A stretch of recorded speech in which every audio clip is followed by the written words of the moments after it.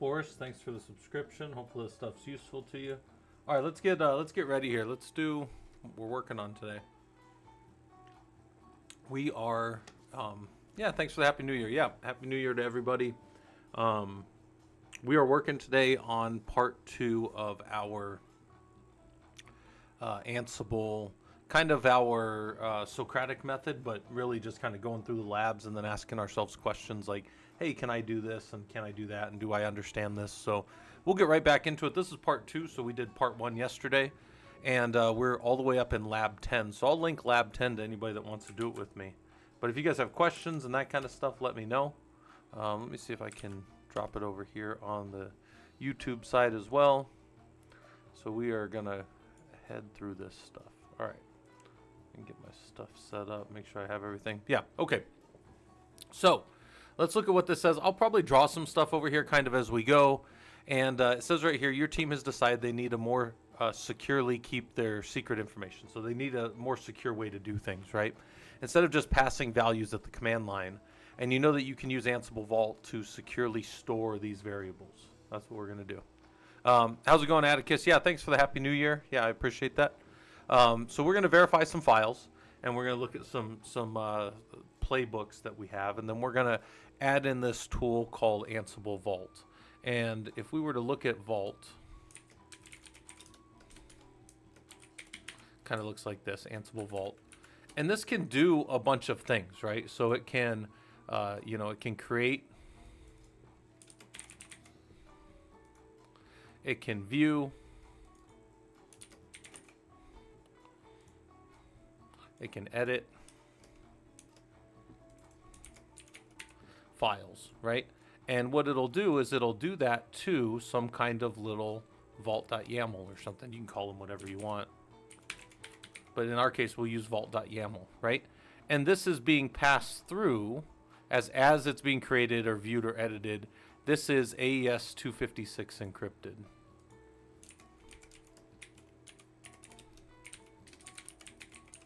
That's the file, right? So Ansible Vault can do all that.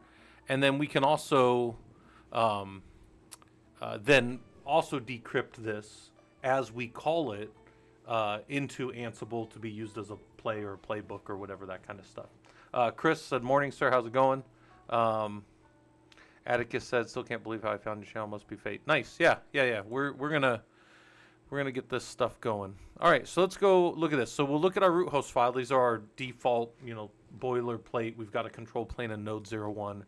I'm convinced if you can do automation against 2 nodes, like even a local node and another one, you could do it against any number of nodes that you could figure out how to put into an inventory. So when we started yesterday and we were doing inventories and that kind of stuff, I really just think that it's important for you guys to know that you just have a tremendous amount of useful skills if you can do these simple things, right?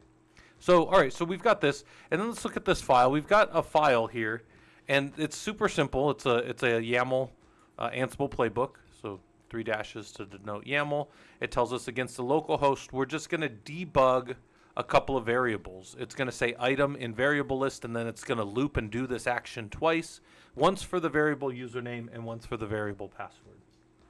Super simple, right? If you've never seen it before, you're like, okay, I don't know what these are, but I'm telling you that they're variables. But if you didn't know what they were, you'd go, okay, well, it looks like these are going to loop over. Real important thing to note if you're supporting Ansible in a company, the way we used to write loop here, the older way, or the way that you'll even see in some of my old playbooks, and it still works, is with underscore items. But that is the less modern way. The modern way is to say loop, because then people understand that we're looping over. But if you wonder, why did they use the counting, like why are they using the counting variable of item as they loop through a list? Well, it's because this used to be with underscore item, and then it kind of made sense to see that or whatever. General, how's it going? Happy New Year, everyone. I can't believe the Earth is only I love it. Okay, let's run this playbook and watch it break. And why is it going to break? Well, you gave a playbook. You told Ansible to run a playbook with a task that was supposed to go find these 2 variables, and the variables don't exist. It even says it right here. You've got these variables. It got to the first one, username. It's undefined. I go, okay. Well, I can give those variables at the command line with extra vars. So I can give the username Scott and the password like this at the command line. And then that will be here, and it would play in my playbook, and it would do whatever we needed to with those variables. But here's the problem with that. If I type in the command history, now for anybody that comes along later, they see that password. And that's a problem. I mean, you know, let's say somebody's already compromised your root account. Well, that's a different problem. But the point is, we keep things as secure as possible, even if it's other things would have had to happen for you to actually be compromised, right? But this is, I just want you guys to see, this is the simplest way that you could kind of run a playbook with some variables in it and then test it from the command line and see it all work. Now, there's a variable hierarchy, and we get into this in the automation course, and the variable hierarchy can be found here. So variables Ansible, and you just go to using variables, and then you drop down a little bit down here to variable precedence, right? And variable precedence will show you the 22 places that Ansible gets its variables. The highest priority one is extra vars. This one will always override. Right here it says always wins precedence. If any of you guys need this, it's very useful for notes. Like if you're taking notes and you're like, hey, I want to follow along with this guy, but he does a lot of stuff, go review this stuff later. Because even when we do the automation course, I explain I don't use all of these. I mostly use like playbook group vars. Let's see, what do I use normally? Maybe like, well, sometimes 22, sometimes. Trying to look for the ones I use. There's only like 3 of them that I actually use on here. But you do need to understand the precedence in case you override things. So, all right. There's that. But anyway, so just suffice it to say this isn't the best way to hand information into a computer system. That could be another way to put it, right? So what we're going to do is we're going to create a little vault, and the vault is going to hold the information for us. So we're going to go ahead and create the vault, and then we got to give it a password. Do I say what password to use? Nope. I'm just going to use the password 1234. Super not secure, but for the lab, that's fine. It drops us into our editor of choice, which happens to be VI on the system. And I'm going to drop these 2 variables in here. They are going to be read as YAML, so they have to be in key value pairs like they would be in YAML. But we got username equals user1, and password is some strong password. Okay, escape : WQ, or however shift ZZ. People have all kinds of different things they like to put there. Now let's go ahead and cat that vault. Can't read it. Why can't we read it? Because it's AES 256 encrypted. So, yeah, you're not going to be reading that. It's just a bunch of characters. But if we want to view it, we can view it with Ansible Vault, but we need to know the 1, 2, 3, 4 to be able to read it. Okay. So now, we've got a tool called Ansible Vault, and we've created, we've read, we've edited, we've done all these things that we need to inside of it. Now we need to go put that into that playbook so that it's read from, from the system.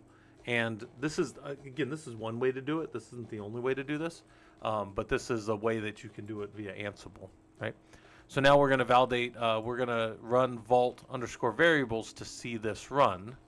And let's cat vault variables. And it's the same exact playbook, but there's 2 lines here added. There's vars _ files, and it says to use vault. So now when I go ahead and run that playbook from earlier, so we were going to do this playbook variables, but what was it, vars, that's right, vault _ variables. Now if I were to just run this, it's going to fail. And it's going to say, well, because I tried to decrypt a vault, but you didn't give me a secret. So there's 2 ways to pass in a secret. We can do it right here, and this is actually the command right here. Ask vault pass, and the vault password for me was 1234. Don't ever see it echoed out to the screen, and then it's going to run the playbook, and it's going to post out the username and the password. Now, would we normally post the username and password to a debug like that? No, of course not. That doesn't make any sense, but it does make sense when you're just trying to view that you're passing everything through correctly. And then another way I say that you can do it is you could do this if you wanted to. This is another semi-secure way. You can echo 1234 into .pass file, right? chmod 400 your .pass file. And now if you cat .pass file, it's readable. But now you've got a hidden file in your system that's only readable by the root user, and that's somewhat more secure. Although it's still leaving a password in unencrypted, somewhere. But anyways, then we can read right here the command. We can use the vault password from a file, .pass file, and we can read and decrypt that vault, right? So there's two ways to, for the playbook then. So playbook can call.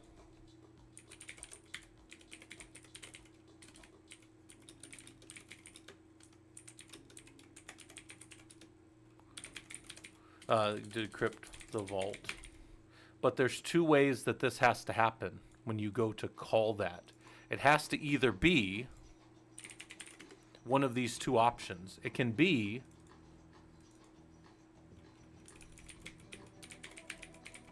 ask vault pass like that, or vault password equals, some file. Right? So those are the ways that then works, and it can call and then it can decrypt and it can run through the things. So this is kind of the ways that we use vault.yaml and Ansible Vault to create, view, or edit vaults. They're AES-256 encrypted, so you can't use them. But Ansible Playbook can then call it and either ask you for a vault pass at the command line. That's interactive. Interactive things, by the way, this is an important thing for some of you to know. If you're building pipelines, interactive is never good or acceptable or wanted at the command line or in a automation. If I'm building a playbook that's going to pipeline like 10 different things and it's going to go pull information and do all these other things, I can't have a prompt somewhere in that. You say, why wouldn't you? Well, because I don't want to type into the prompt, even if I could, even if I knew where it was being executed. I want the thing to work start to finish.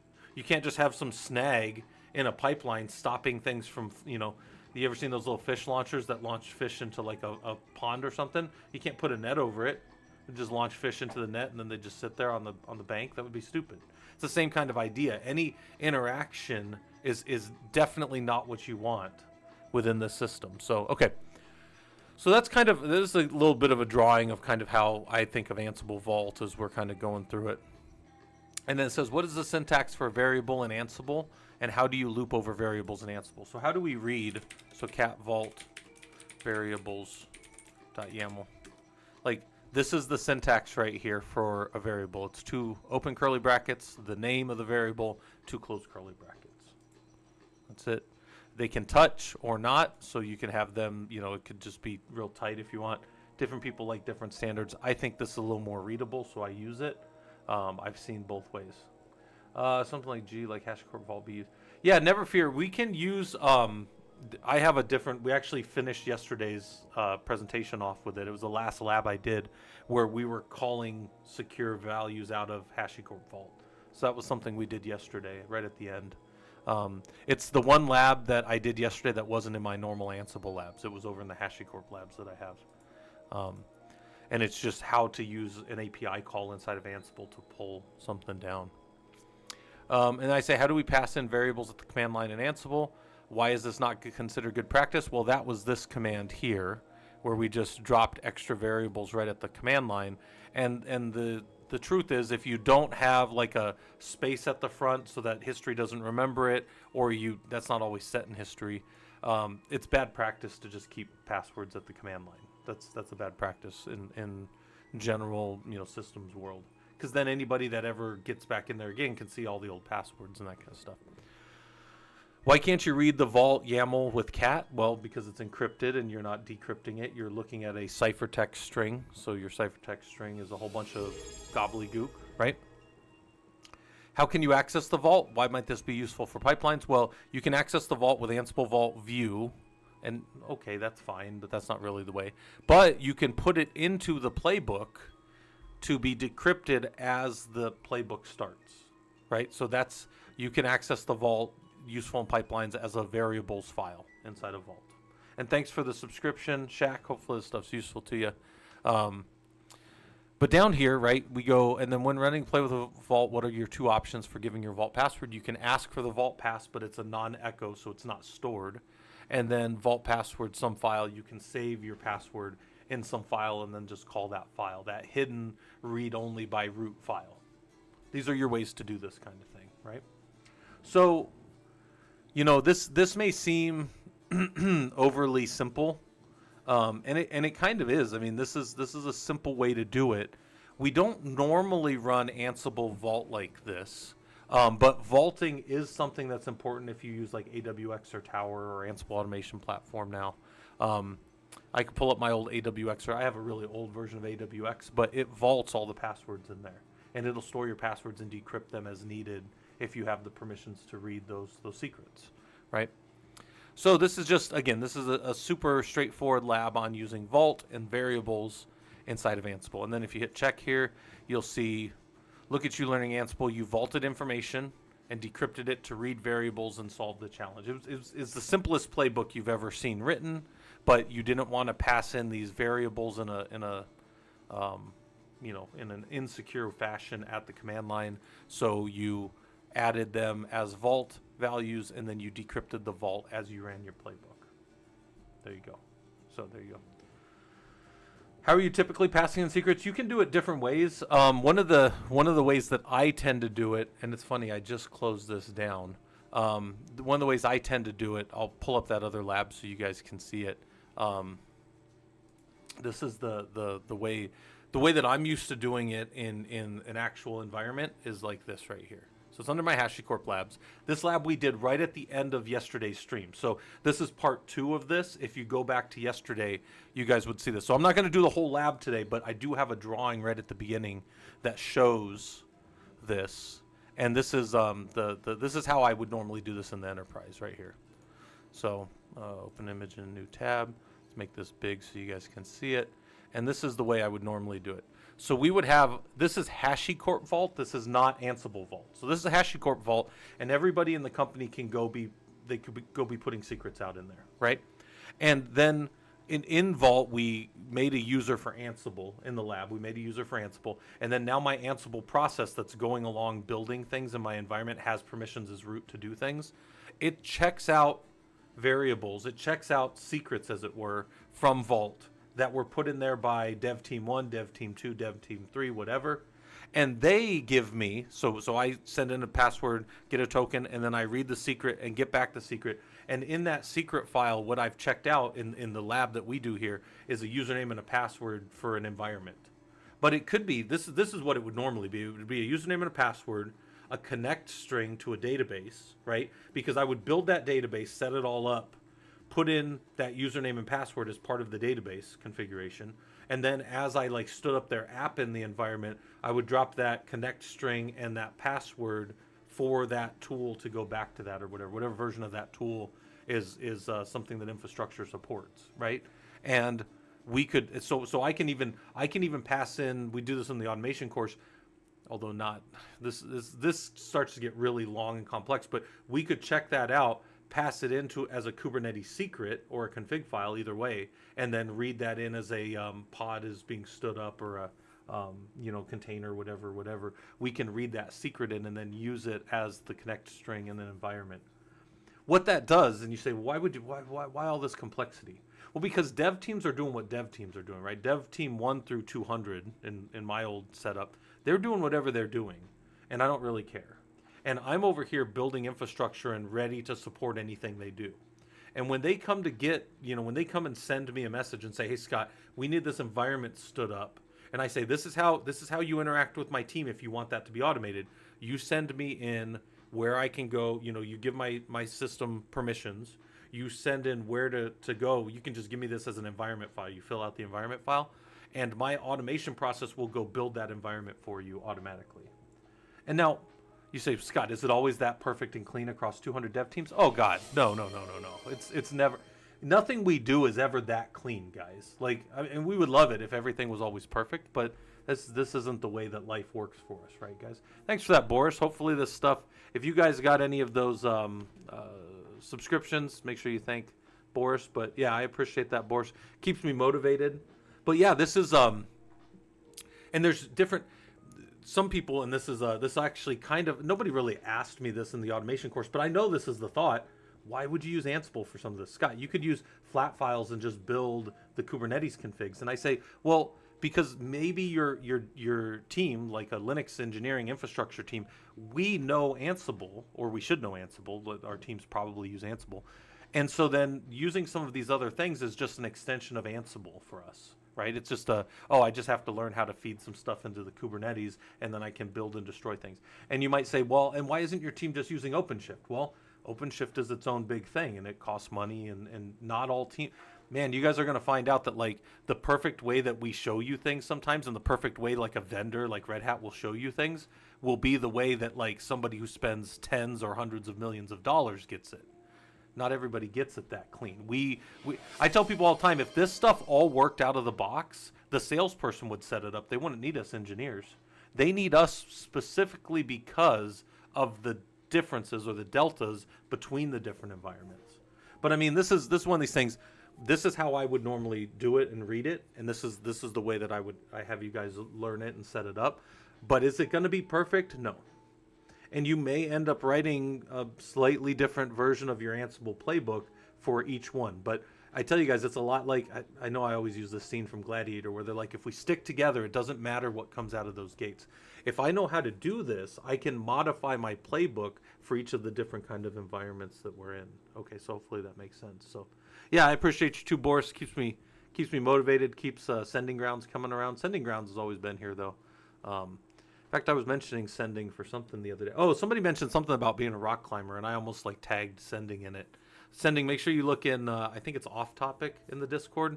One of the guys said something like, oh, I like to just do rock climbing and stuff. And I was like, we have a professional rock climber around here. Where was that? I think it was an Off Topic because they were talking about working out.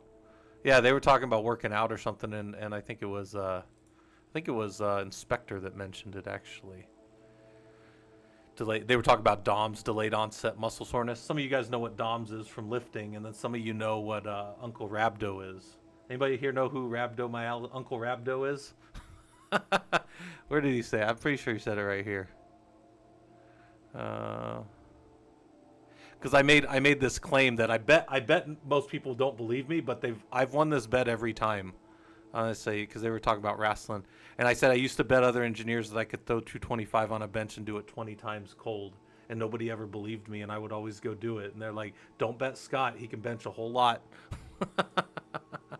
Because even when I was younger, even when I weighed like 190, I could do 225 20 times. So I'm significantly heavier than 190 now.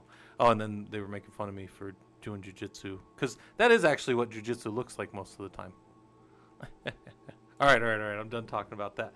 Yeah, that was Sending Grounds. I weighed, so when I left the Army, I weighed 170 and I had a 405 bench. My squat was almost 700 pounds. Yeah, I was all I did was lift weights and chase girls. That's all I did. And I ran a whole lot too. I was a runner when I was in. All right. But that's enough bragging.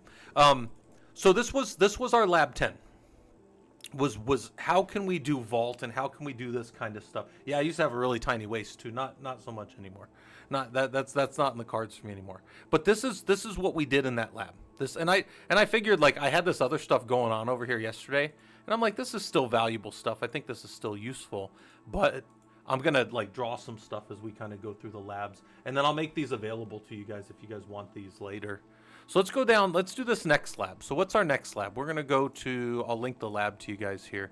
We're going to go back into Ansible, because we're just working through. This is Ansible part 2. We're going through like Ansible for the enterprise. And now we're really starting to get into some of the enterprise stuff. I should be in lab 11.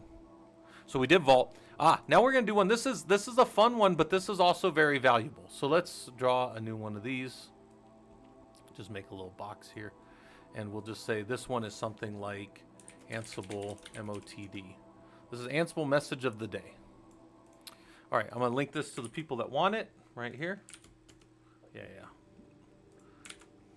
Yeah, I don't like, I don't like straight lift weights anymore, but I mean I still wrestle. So I mean I wrestle against all the young young athletic firefighters and police and stuff in my gym.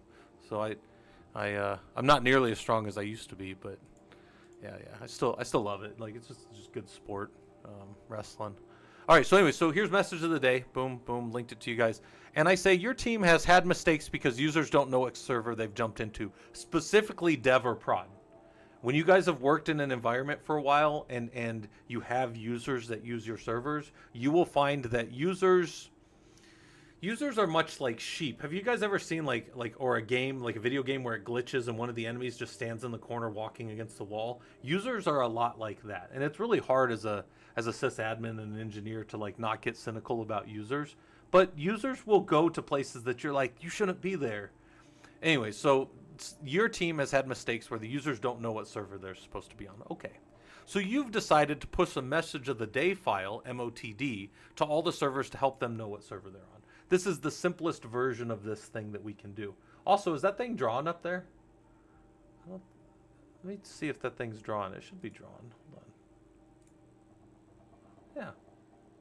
Should be drawn up there. It looks like it's just sitting there, though. Oh, I see it moving. Yeah, that little metal ball moves around and draws that art up there. That's my wife's sand art. All right. So let's verify our...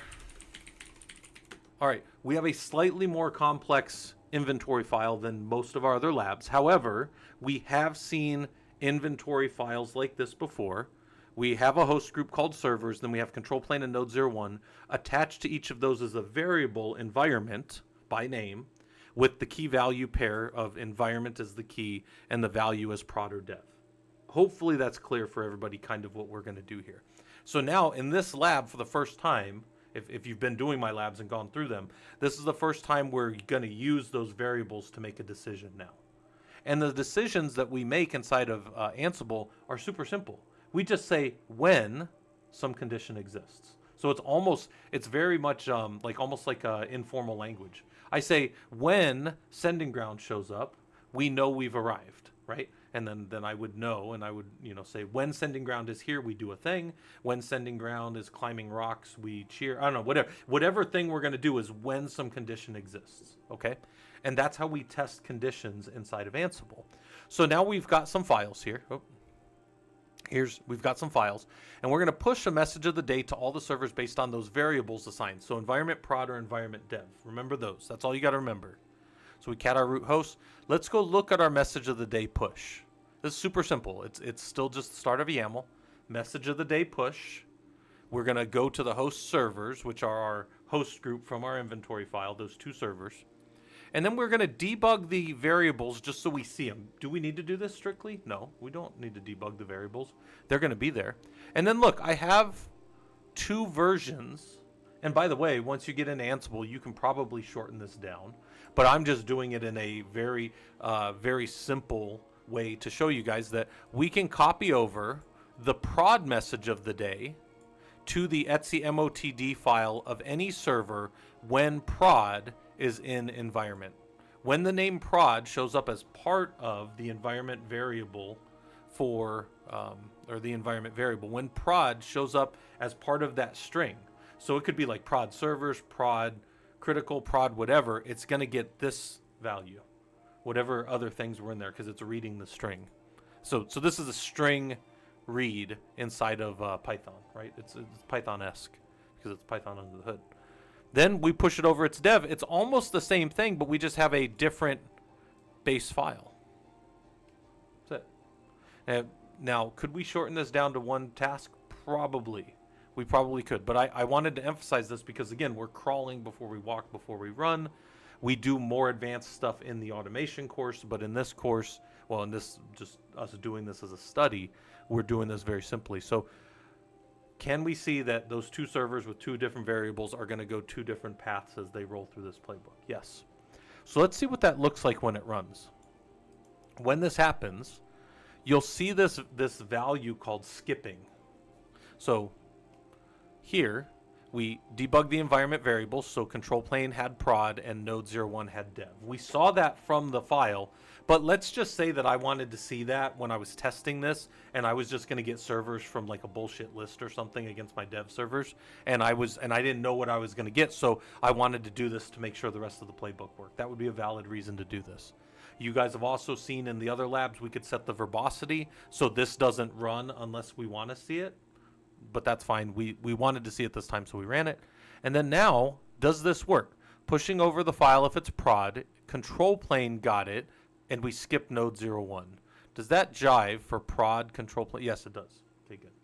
And then dev was the opposite, and we should skip control plane and see node 01. Yes. So again, when we look at this stuff and we're kind of like sifting it through our hands, we go, okay, I understand. It did the things it was supposed to do, and it didn't do the things it wasn't supposed to do. Okay. Happy New Year from the Netherlands. Yeah, thanks for that, Cosmic. Hopefully this stuff's useful to you. I definitely appreciate you guys hanging out and on the YouTube and Twitch side of things. So we're just kind of recording this. I've done these before, but I'm recording kind of like a Socratic method.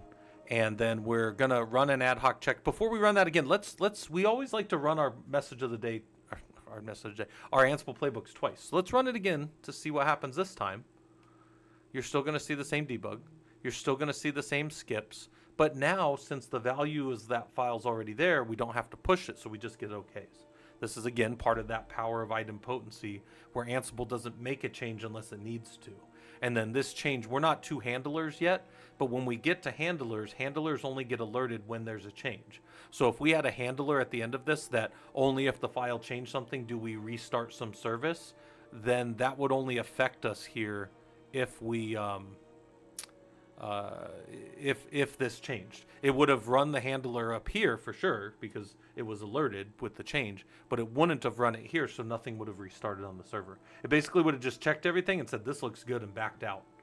Not backed out, I shouldn't say backed out, it just didn't execute anything, didn't have to. Okay, so rub my eyes here. Me and the wife went to a little bit of a party last night, and it was kind of funny. It was New Year's Eve party.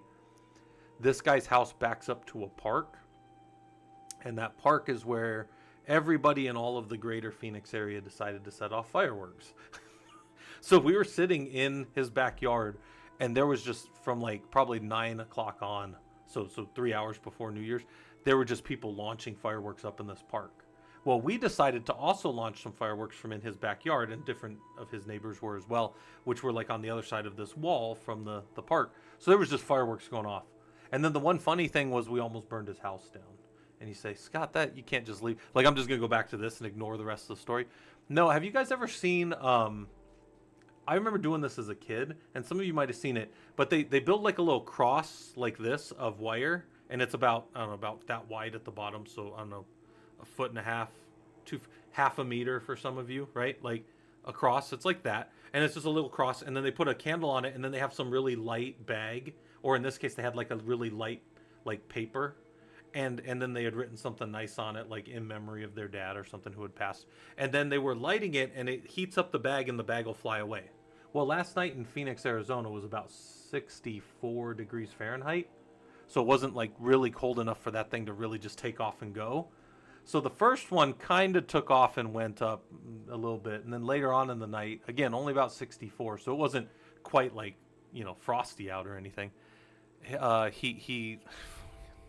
The guy tried to get this thing to go up a few times, and it just kind of stayed there, filling and almost burning the edges of this bag. And then he finally kind of let it go, and it went up and just got stuck in a tree in my buddy's backyard. So we had to get the hose and spray the tree and spray this thing to make it fall out of the tree. It was pretty funny. So we were joking around about almost burning his house down. Because his backyard is very like Western themed.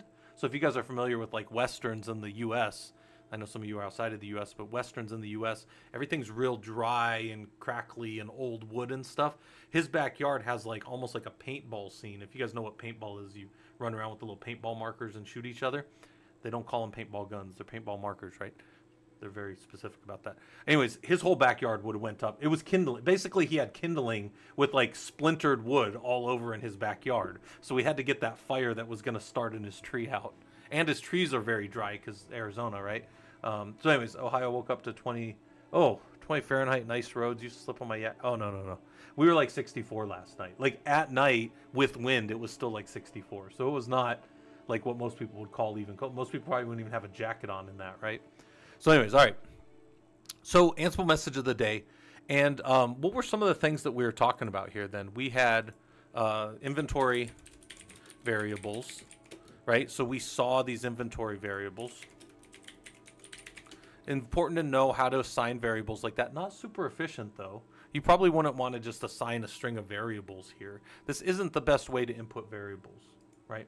But it is a way. It is a way to do this. We can do things based on the names of servers. We can do all kinds of things if we really want to. The highest point in Ohio. Oh wow, are you up?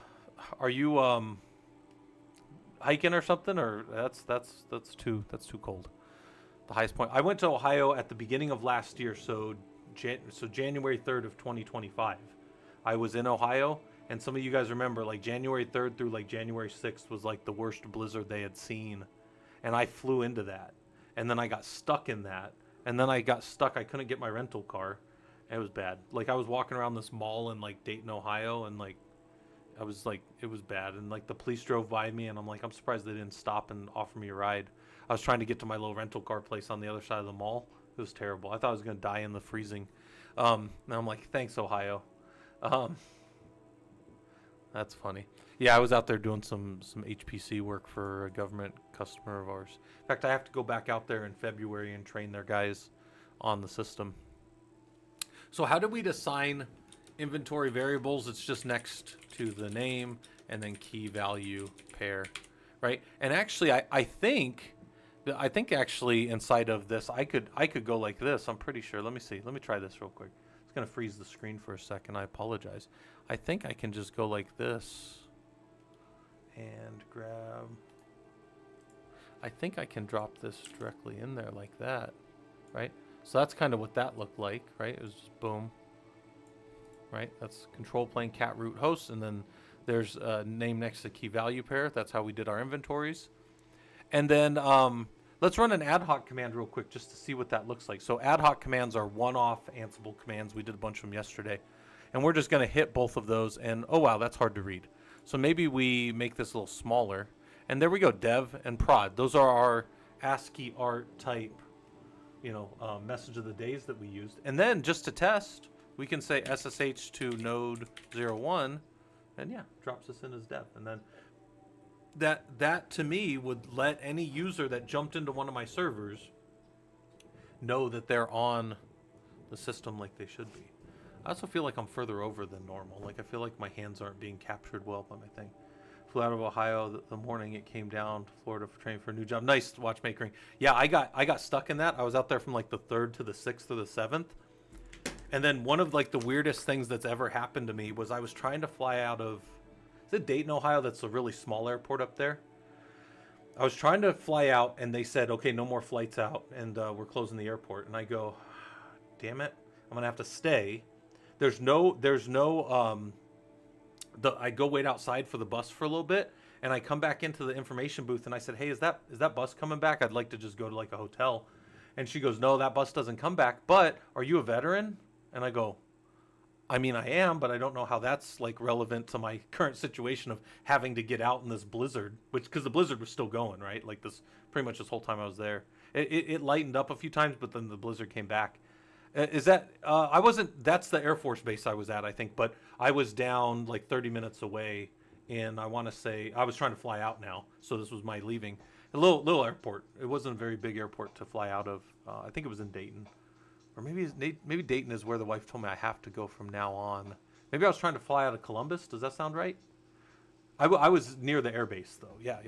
Anyways, whatever happened was I couldn't get out. And I could have taken one of there was a few taxis now that I think about it. So I could have gotten out of there. But she goes, are you a vet? And I'm like, well, yeah. And she goes, well, this is a vet center. And I go, you guys are all closing up. I don't know why that's relevant. And she goes, no, you can hang out here all night if you want. And I go, wait, so like veterans can just like hang out in your little vet center back there? She goes, yeah, go back there. We got drinks and juices, and we got a bathroom, we got TV. You can hang out all night. You don't even need to go to a hotel. You just come in. If anybody else comes in, we'll let them go back there too. So it's not like optimal, but it was like a couple of little rooms, and there was a little like sleeping area, but it wasn't like a personal area, but it was like their little hangout room. And I was like, but I could just hang out there? And she goes, yeah. The person will come back at 8 in the morning, and you can leave or whatever. Just make sure you close up when you go. And I was like, that's pretty cool.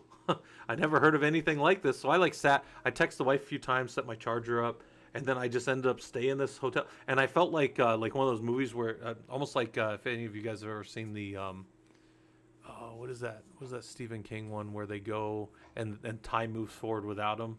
The Langoliers, and they're just in the airport by themselves. That's what I felt like. There was nobody in this airport, and it was just snowing outside like crazy. And I'm just like in this big open airport. There's a police officer walking by every now and then, and she told the police officer, "Hey, there's a guy in there. He's one of our guys."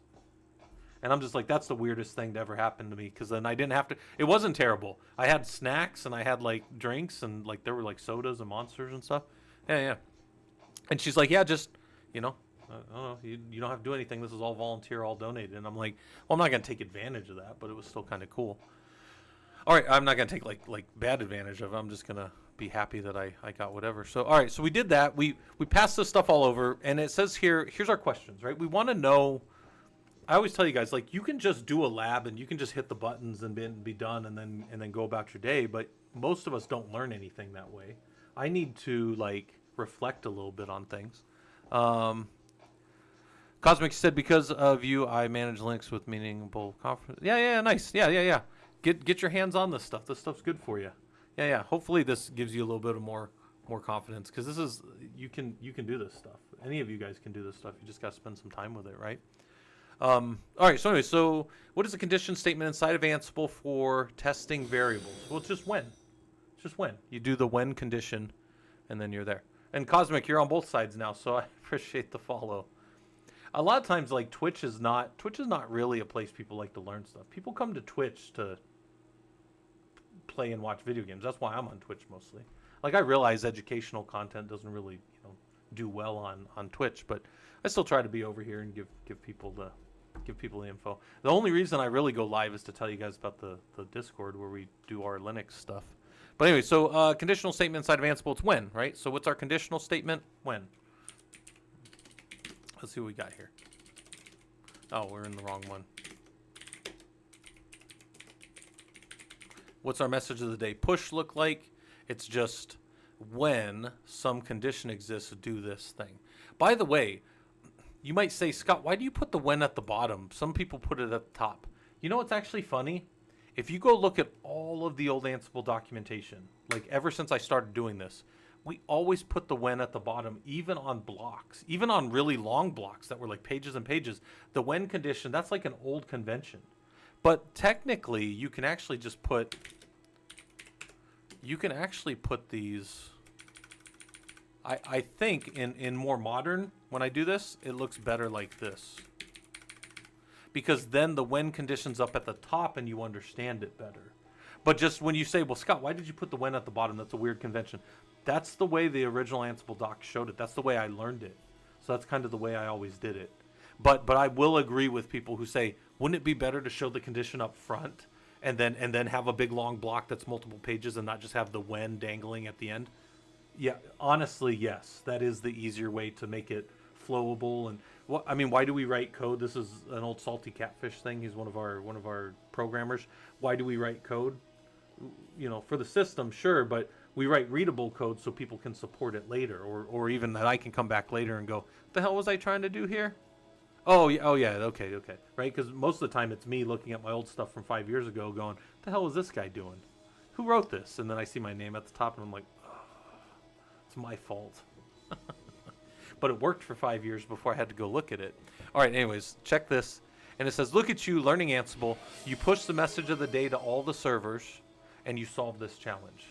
Hey, thanks for the anonymous gifter. Who knows who anonymous is? That person's just wandering around giving stuff out. But yeah, if you did this, if you followed with me up to here, you've now been able to push a message of the day to 2 servers. Could you push this message of the day to all the servers if you had 1,000 servers? Sure.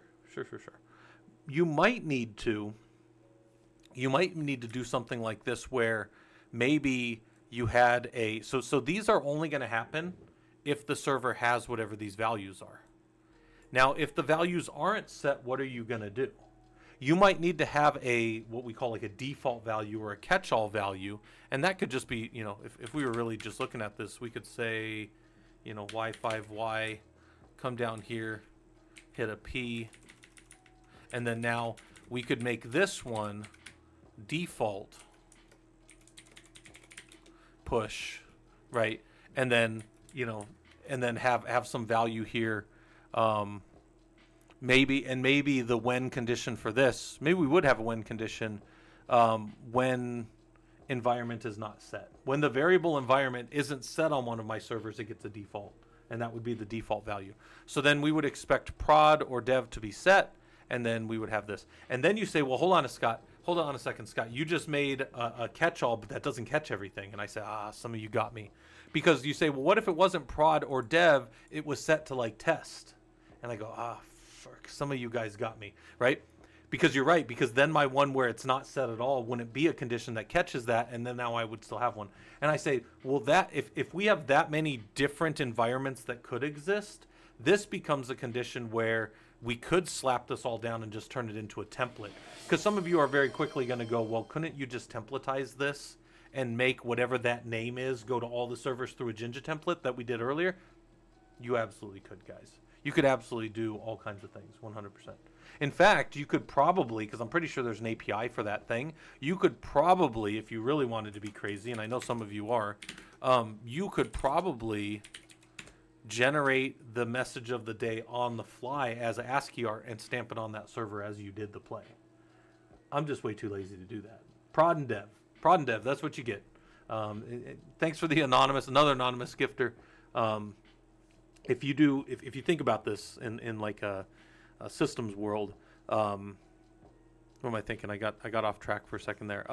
It's like the old Model T Ford. You guys ever heard of Henry Ford? And he built, Ford. And he used to say, they'd say, hey, you only sell your Model Ts in black. What if people want other colors? And he goes, you can have a Model T in any color you want, as long as that color's black. And that's like a famous quote of his.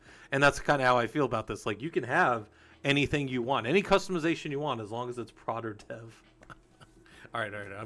I'm getting loopy there. But that's pushing a message of the day. And that is a thing that we do. Some other message of the day values that you may find useful could be you can use the message of the day for updates. You can tell people things about when system alerts are coming and when system downtime is coming. We use that. Nobody ever reads them. It's unfailing that when you go to do maintenance, somebody didn't read it, even if you show it as as much as you want or whatever. So, okay. So that was 11 message of the day push. By the way, this Socratic Ansible stuff, this is all up in the Discord. So if you say, hey, Scott, I saw you doing this yesterday and I want this so we can go over it, everything's up in the presentations channel. So you got to go back a little bit, but you can find the Socratic. We don't have that much in this channel. This is a pretty empty channel. Hey, thanks for the Prime, DN Cross. Hopefully this stuff's useful to you. Here's the Socratic Ansible, and these were our notes from when we did this. So all these questions and all these notes I'm taking, these are the actual answers here for how we did. Can you connect to a server? Can you do these things? Right? So I have the, there's Socratic Linux with its notes, and then Socratic Ansible's up here somewhere. There's Socratic Method Ansible. So these PowerPoints are up there as well. Sometimes I release things as PDFs, but I think most people can open up LibreOffice, even if you're on a Linux desktop. So, okay. Let's go to our next one. So we did 10, we did 11. We're going to do 12 now, and we're going to push facts over to a server. So this one is going to take some things from the last few days, or from yesterday, and we're going to talk about facts. And this one is, again, I tell you guys, some things are really useful to me in my career. I did like facts with a Z in it. Ansible facts push. And this is one of those things that has truly been useful to me as an engineer. This one right here is, this one's going to seem complex, and it's going to seem a little weird to some of you that aren't super used to doing admin stuff. And I'm not saying that to like down anybody. I'm just going to say some of you are going to go, I don't see the purpose of this. And I'm going to tell you, when you get into maintaining large amounts of servers, you will get this more. But what we're about to do is the simplest little thing, And it's like a bunch of students coming to class with notes on their backs or like their backpacks, telling the teacher how to organize or organize or so what happens often in the systems world is there will be a configuration management database sitting out there, CMDB. And that CMDB is what we call the source of truth. And the source of truth in an environment is something that I should be able to say, like, let me disambiguate something. If you do bullshit in your company and just break stuff, you're probably going to get fired. Let me just say that up front. But then I'm going to tell you this other thing. If people are like, you're responsible for all the servers in this company, and you say, well, okay, the CMDB says 45 servers exist for me to maintain in this company. Maybe it's a smaller company. You should be able to bet your job that when you do that work on those 45 servers, that nobody's going to come in the next day and say, you didn't do these 5 servers, I'm going to get you fired. No, one, that's not a very good environment to work in if people are just threatening to fire you. But let's take that away for a second.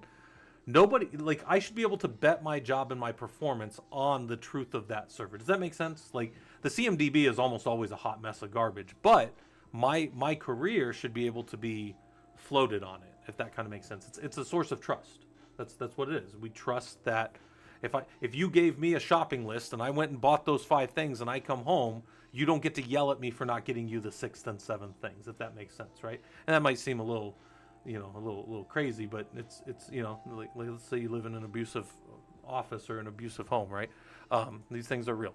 All right, so anyways, your team has decided to stamp variables to your server so that they know information about themselves relative to a job function. So what happens often is, you come in and you're going to patch a set of servers and you go to your source of truth, and maybe, again, there's those 45 servers and 40 of them are tagged in that source of truth, that CMDB, some way as prod or dev type environments, but maybe 5 of those servers don't know who they are in the database. And then maybe you, as a Linux engineer or Linux admin for the company, you know those things.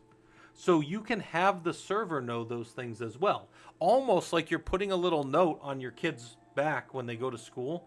And I mean, I don't know if people still do this, but parents used to like put a note on the kid's back and say, make sure they, make sure they don't eat any peanuts or something. I don't know, maybe they're allergic to peanuts. Some note on there to categorize the kid in some way. So we're going to do that with our servers. So let's cat our root host file real quick. And we've got this same environment prod and environment dev. So we're keeping it simple. We know what those variables look like. We know how they work. And now we're going to go push some facts, which are found here as dev patching fact and prod patching fact. And let's go look at what those pushes look like. So here's our custom patching fact. And here's the start of it. It's going to go against the servers. We debug the variable just so we can see it. We like to debug variables. And then what happens here? We're going to have a name that says create a facts directory. That's going to happen on all the servers. It's going to create etc ansible facts.d. That server path doesn't exist, so we need it. And then if you're a prod server, you're going to get the prod patching fact pushed over as etc ansible facts.d patching.fact. So it was prod here, but it's just patching here. This is dev here, but it's just patching there. So what does it mean? On both servers, they're just the patching.fact file. And you'll learn this as you kind of get into Ansible. Anything in etc ansible facts.d, any file in there that has a .fact on the end is going to be read by factor, and all the key value pairs in there will be available when you run setup. When you run setup or gather facts, it'll be available as a custom fact, right, inside of Ansible. Another fun fact, anything in this directory that's executable, so if you have an executable file, Ansible will execute that file and read the values that come back out from that executable file in as facts in the server. So you might say, well, does that mean that if I have an executable file in there that doesn't execute and give values correctly that Ansible is going to break? And I tell you, yes, you will. Also, when you put a file in there, you must make sure that it is not executable. It needs to be 644 or 0. But if it's got a 7 or a 5 in it and it's executable, you're going to have problems because it's going to try to execute a non-executable file and it's going to break. It's definitely not going to add the facts that you want. But let's look at what these files are, because if we're looking at them, we should understand what's in them.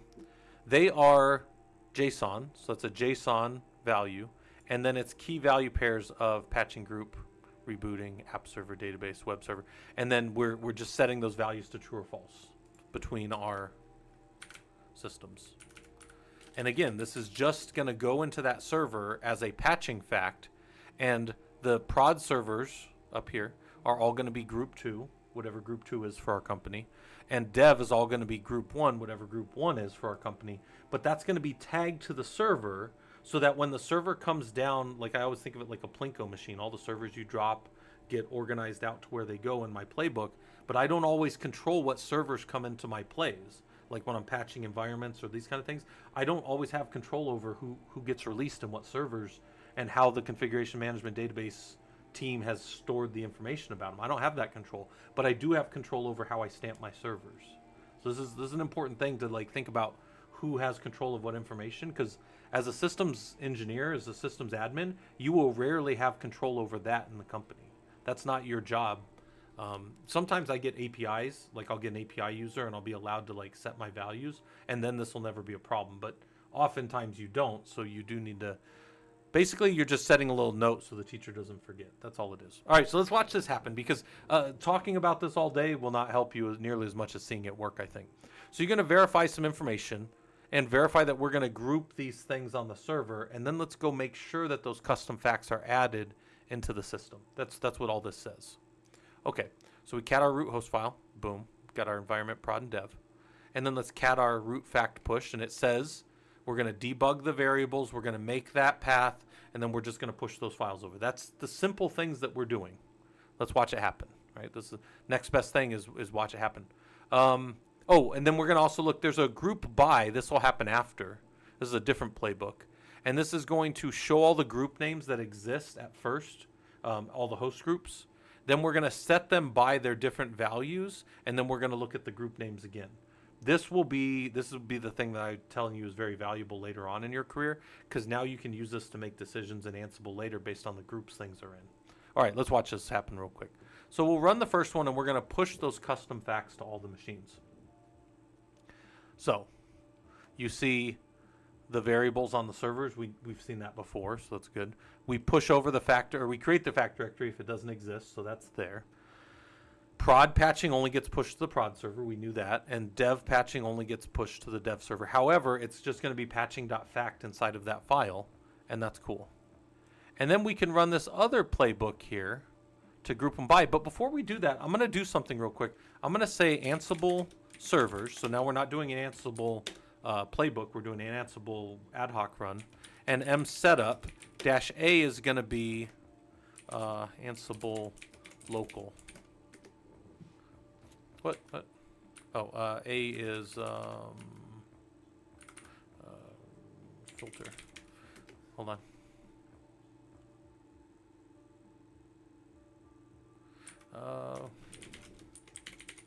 Oh, it's because I didn't give the. Yeah, that's my fault. -I. So we'll run this real quick, and it's going to go find. And I just want you guys to see that those values that we stamped in are now part of the servers. When we do a setup, we see those as part of Ansible_local.patching. Those are now accessible variables that we can make decisions on. For people that have used Ansible before and not seen this, that's immediately useful to you. You're like, oh shoot, I could use that. Because now I can stamp all my servers, and I'll just know this information about my servers. If the CMDB is down, if DNS is down, I don't give a shit. My servers know their relation to everything else, and you could use files like this for that. And it doesn't have to be for patching. It's just that's what me and one of the guys on our server, Pico, we used to work together, and we used to build stuff like this to control the configuration of all our things. And then we can stamp the servers when we know about them. So even if something changes or is erroneous or, I don't know, gets deleted, the server still knows things about itself. You can stamp these when you build the server. You can stamp them before you patch like I am now. You could pull the information out of the CMDB and run it against the servers a week before patching, just so that even if the CMDB is down, you still have the data on your servers. But at the end of the day, it's like a kid getting a note stamped to their back. So when they go out in the world and the teacher sees them, the teacher can go, oh, I can't talk synchronously with the parent, right? Because the parents can't follow the kids around all the time. They got to go work and stuff. But that note can tell them things about the server that it basically knows about itself. I know it sounds like I'm probably like just hammering this point that you're like, oh, that is so droll and doesn't matter. This is so freaking valuable right here to me. This is like seriously a game changer for maintaining. Like we're not talking 2 servers here, guys. I'm showing you 2 servers and talking tens of thousands, right? Yeah, this is valuable, I assure you. And if you don't see it yet, wait until you get out there a little bit, and then you start seeing the mess and nests of data that you can pull information from, and it's always incorrect in some way. And you're like, I just stamped this crap to my server, and my server will always know. And there you go, then you'll be happy. All right, let's do a little custom fact grouping. So this one is also going to be a little strange, but we'll play it as we go back and look through it. We started out with just the servers group applied to the control plane and the node 01, which makes sense because that's what came from the inventory. The host group that they're in is servers, so that's the only thing the only group they're in. Okay. Scroll down a little bit. We set up the groups for reboot group, and the reboot group only ran. We'll look at the playbook again, but the reboot group only got set on the servers if reboot was equal to true in their custom facts. Well, that's changed on both of these, but there's 2 different groups they're going to be in. One's rebooting yes and one's rebooting no, right? And then we're going to check the rebooting flag to see if a server should reboot, and that's only going to be true on the one that's supposed to reboot, which is this. And then now here's our groups after. So control plane is in the rebooting group, part of group 2, and he's still in servers, so we can still use the servers group. But node 01 and presumably 500 other servers with him as well are down in group 1, and they are not set to rebooting tonight. So in this patching window, they don't get rebooted, whoever is in this group. They're not set to rebooting. And you say, well, how do you set that? Well, then that's just a decision made later when we look at the condition of if they're either in the rebooting group or if they have that rebooting variable set inside of their patching fact, local custom fact, right? So anyways, so anyway, so look at you learning Ansible, you push custom facts. And we say, why do you think it's so important that you create a directory called that on all servers? Well, I would say you have to create etc Ansible facts.d for 2 reasons. 1, Ansible is not on the server, so that directory doesn't exist. And 2, you have to do it because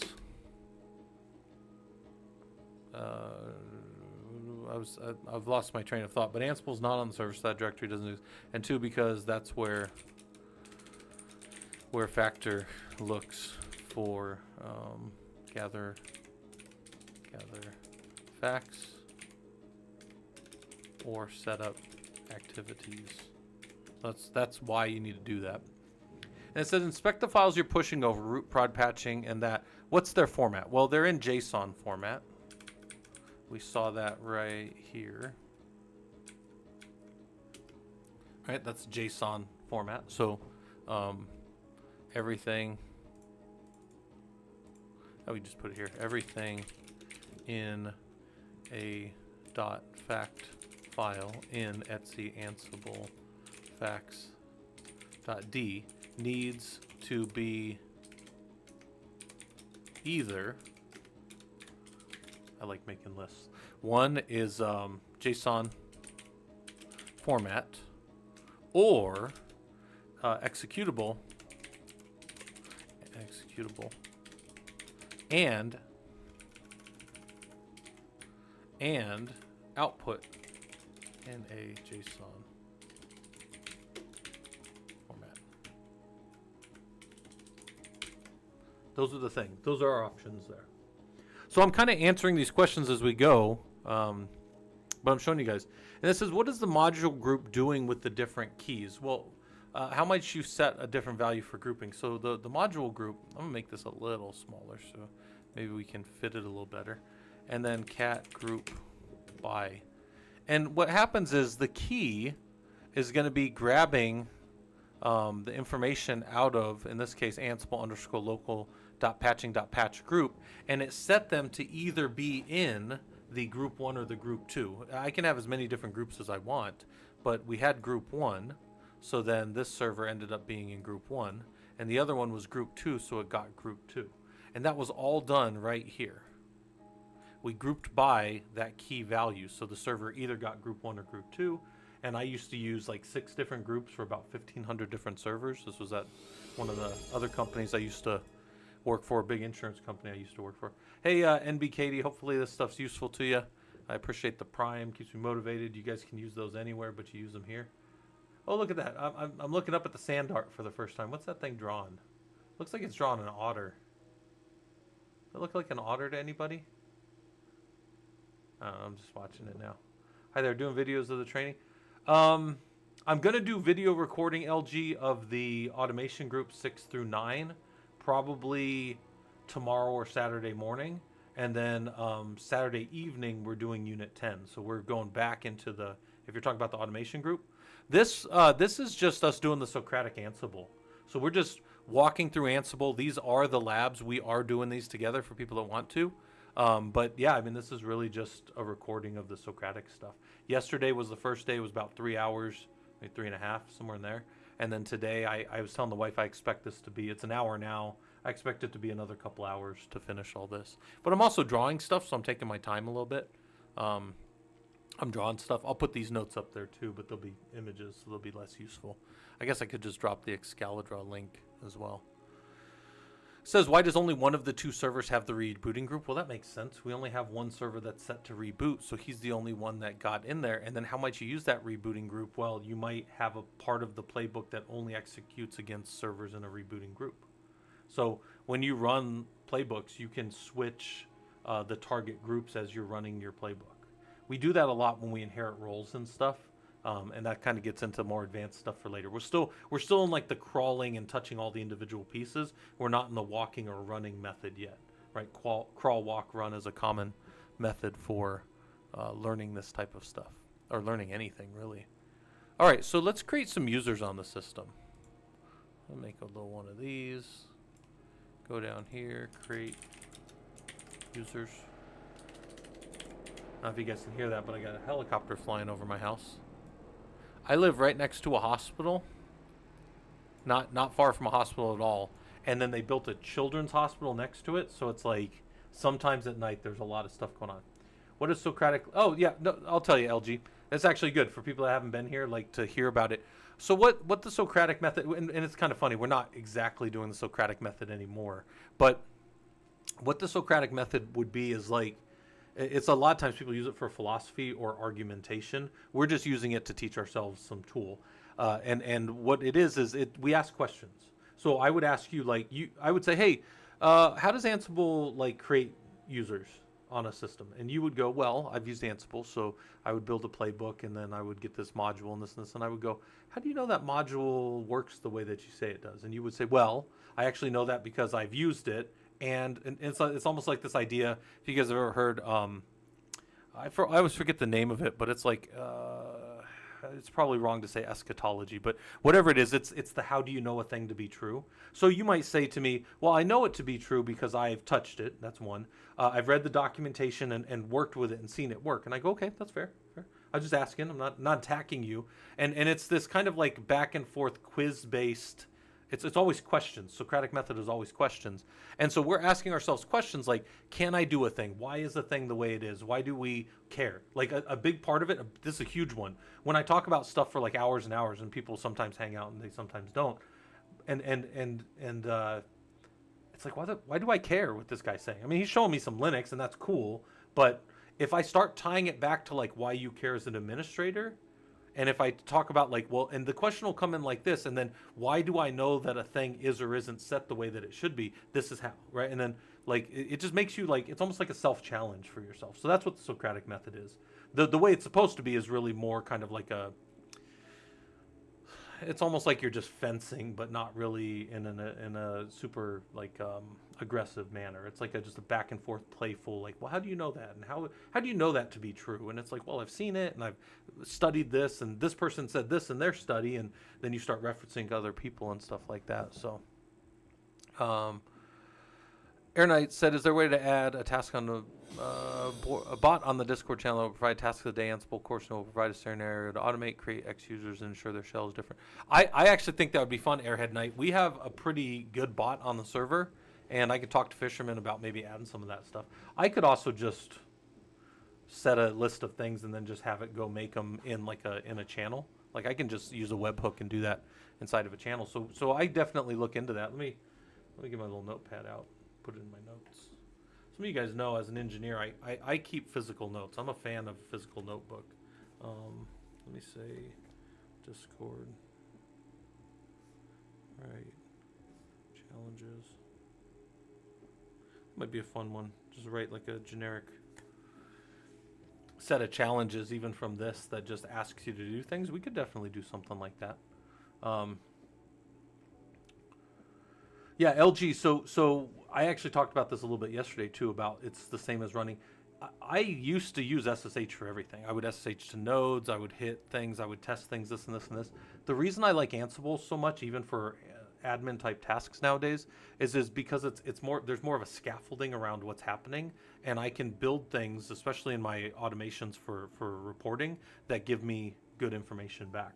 So LG, that's the one thing, is like when SSH breaks in like a bash script, the whole thing just falls over, and it's all my data, everything's captured in just the terminal. It's a waste. But with Ansible, I can do controls, and then I can give myself a report at the end of what happened to the server. So yeah, could you do everything that I'm doing here with SSH? Absolutely. I used to do all my adminning with SSH across all my servers, but it is convenient to have tools like this that we can use. Watchmakering said, regarding your question yesterday on databases for an inventory, what I actually meant was LDAP, which does seem available as an inventory source. I previously only used Ansible on a per target host for patching efforts from an external tool we made for orchestrating live site capacity reasons 10 years ago. Yeah, watchmakering, there's probably, you could and even what I was saying earlier about like a patching fact, you can dynamically create inventories inside of Ansible. I don't do a whole lot of that, but could you have like a script, and especially Python scripts, that go and query LDAP, pull everything back, put it into an inputable inventory, and then use that inside of a playbook? Absolutely. Yeah. I haven't done that particular problem, especially from LDAP, but could you do that? Yeah. I think you definitely could. All right.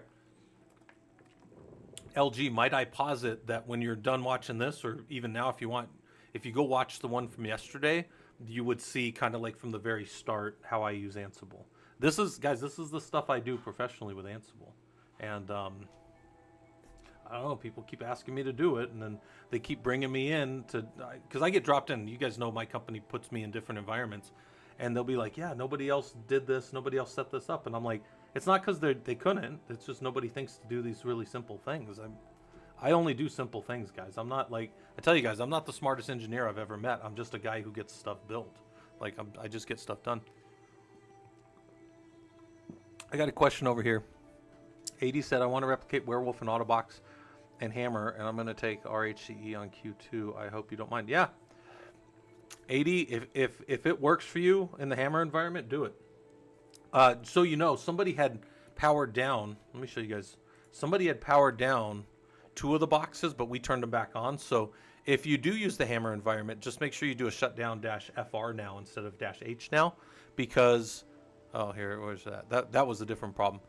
Because Hammer was down for like 3 days. It's funny, it reported to me every day, but I didn't do anything about it because I'm lazy. And then when I finally fixed it yesterday on stream, now it's back up. So just do shutdown -FR now if you ever need to wipe one of our environments, and the nodes will come back up clean. Somebody did a shutdown -H now, turned them off. That's fine. It just decreased capacity. People still could get to 3, 4, and 5. Colcus, how's it going? We're doing labs, so we just finished this lab. Now we're going to back out and we're going to do lab 13. So these are all on the Killer Coda labs. These are free. You guys can do them with me if you want. We're going to go down here to create users on different servers. So create users. Here's the lab if anybody wants to do it with me.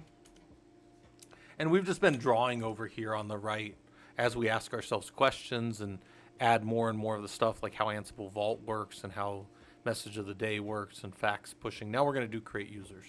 So I'm going to make this a little bigger for you guys. So this is what the killer Coda environment looks like.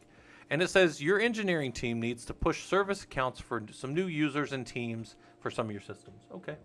We can push service accounts. Sometimes you do need local accounts. There are some programs out there. Oracle is one of them that I can think of that's still very popular on Linux systems. Oracle databases need the user Oracle and grid. Those users have to be there. So you've decided to do that with Ansible. You're going to push this tool, all right? Or you're going to push this stuff. So we're going to verify that we have a root host file. And we've got environment, prod, environment, dev. So there's no variables that have changed from our other labs. We just check them out and make sure they're same. And then we're going to verify our root user create.yaml. And it says that user push to different environment servers, gather facts true, become true, doesn't really matter because we're already to the root user. And we're going to debug our variables. And then it says if we're in the if we're in the prod environment, we're going to do prod engineer, and we're going to give a comment prod engineer. And if we're in the dev environment, we're going to give the dev engineer. And since they're in the dev environment, we're going to put them in the group admin. Admin, some of you know in Etsy sudoers, in Ubuntu systems, the admin user is very similar to like the wheel group inside of a RHEL system. That's going to give them permissions. In fact, I can do a grep of admin from Etsy sudoers if I wanted to, and I can see that that permission has all, if you're in that group, you have all permissions on the server. Now, not all without passwords. You still have to use your password as a user. But what does that mean? That means in my dev environment, I give engineers root. That's what that says. Like as a, you say, what's that mean in the Linux world? I see that you're adding them to a group, and you just showed me the group has all those permissions.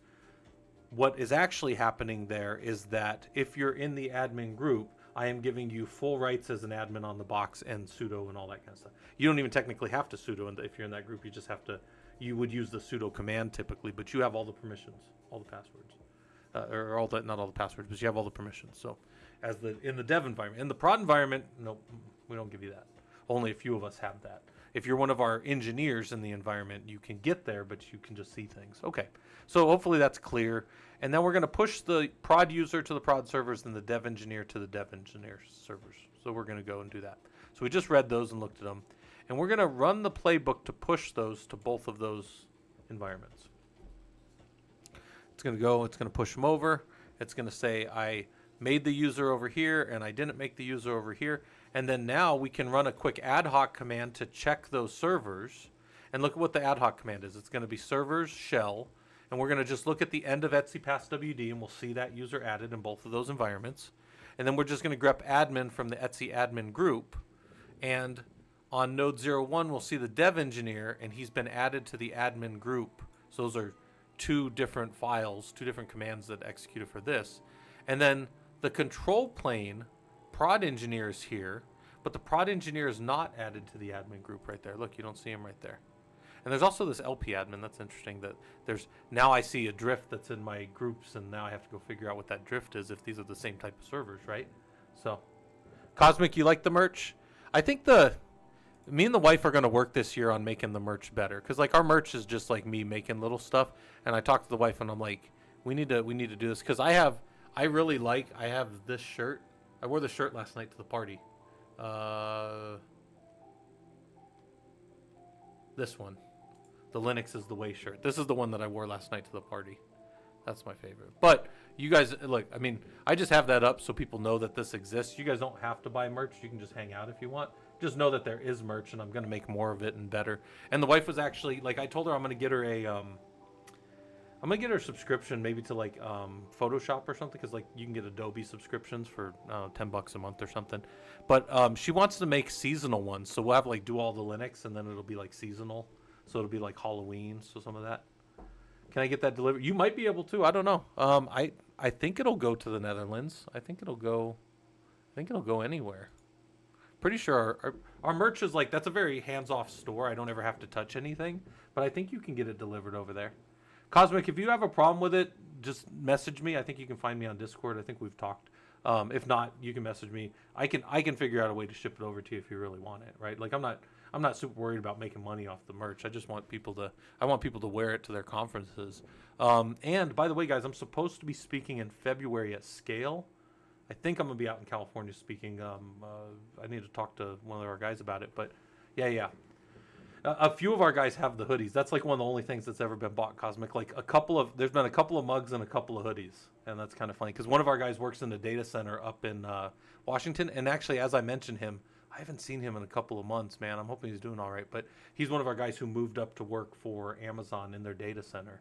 One of our dudes. If you guys know who he is, that's fine. But let's look at this real quick. After you've executed playbook, what's the difference between the prod and the dev engineer? Well, they're both at the end of the Etsy Pass WD file, as they should be. Files, the users are added at the bottom of that file. That's good.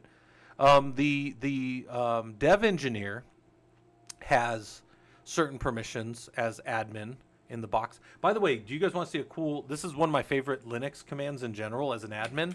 If you wanted to just get rid of all this, this would be L-U.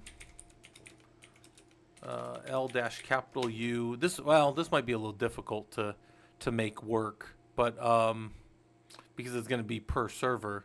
Let's see if that works. I don't know if that'll work. Probably won't. Probably fail on each. But we could just do it on each server. So the dev engineer, we're going to do it on both servers. So you're going to see one error and one good. And then you see it on the prod engineer. And it makes sense that they don't exist in the other environment, but it also makes sense that in one environment they can do all commands, and the other environment they can't do any commands. So that's they can't do any pseudo commands, right? So this is kind of a thing. Traffic King do all Linux, buy all the merch. Yeah, Traffic King. When I first hopped on, God, this was like a year and a half ago when I finally like started doing YouTube more regularly. I had a guy on YouTube under one of my comments say, "Motherfucker," he said, "Promo SM," and I'm like, "What the hell's a promo SM? What the hell is that?" And then I went and looked it up, and it's like this shorthand, like teenager slang for like promo so much, and I'm like, I wasn't even promoing. I didn't even have anything to sell back then. I was like, I was telling you guys about the Discord, which is free.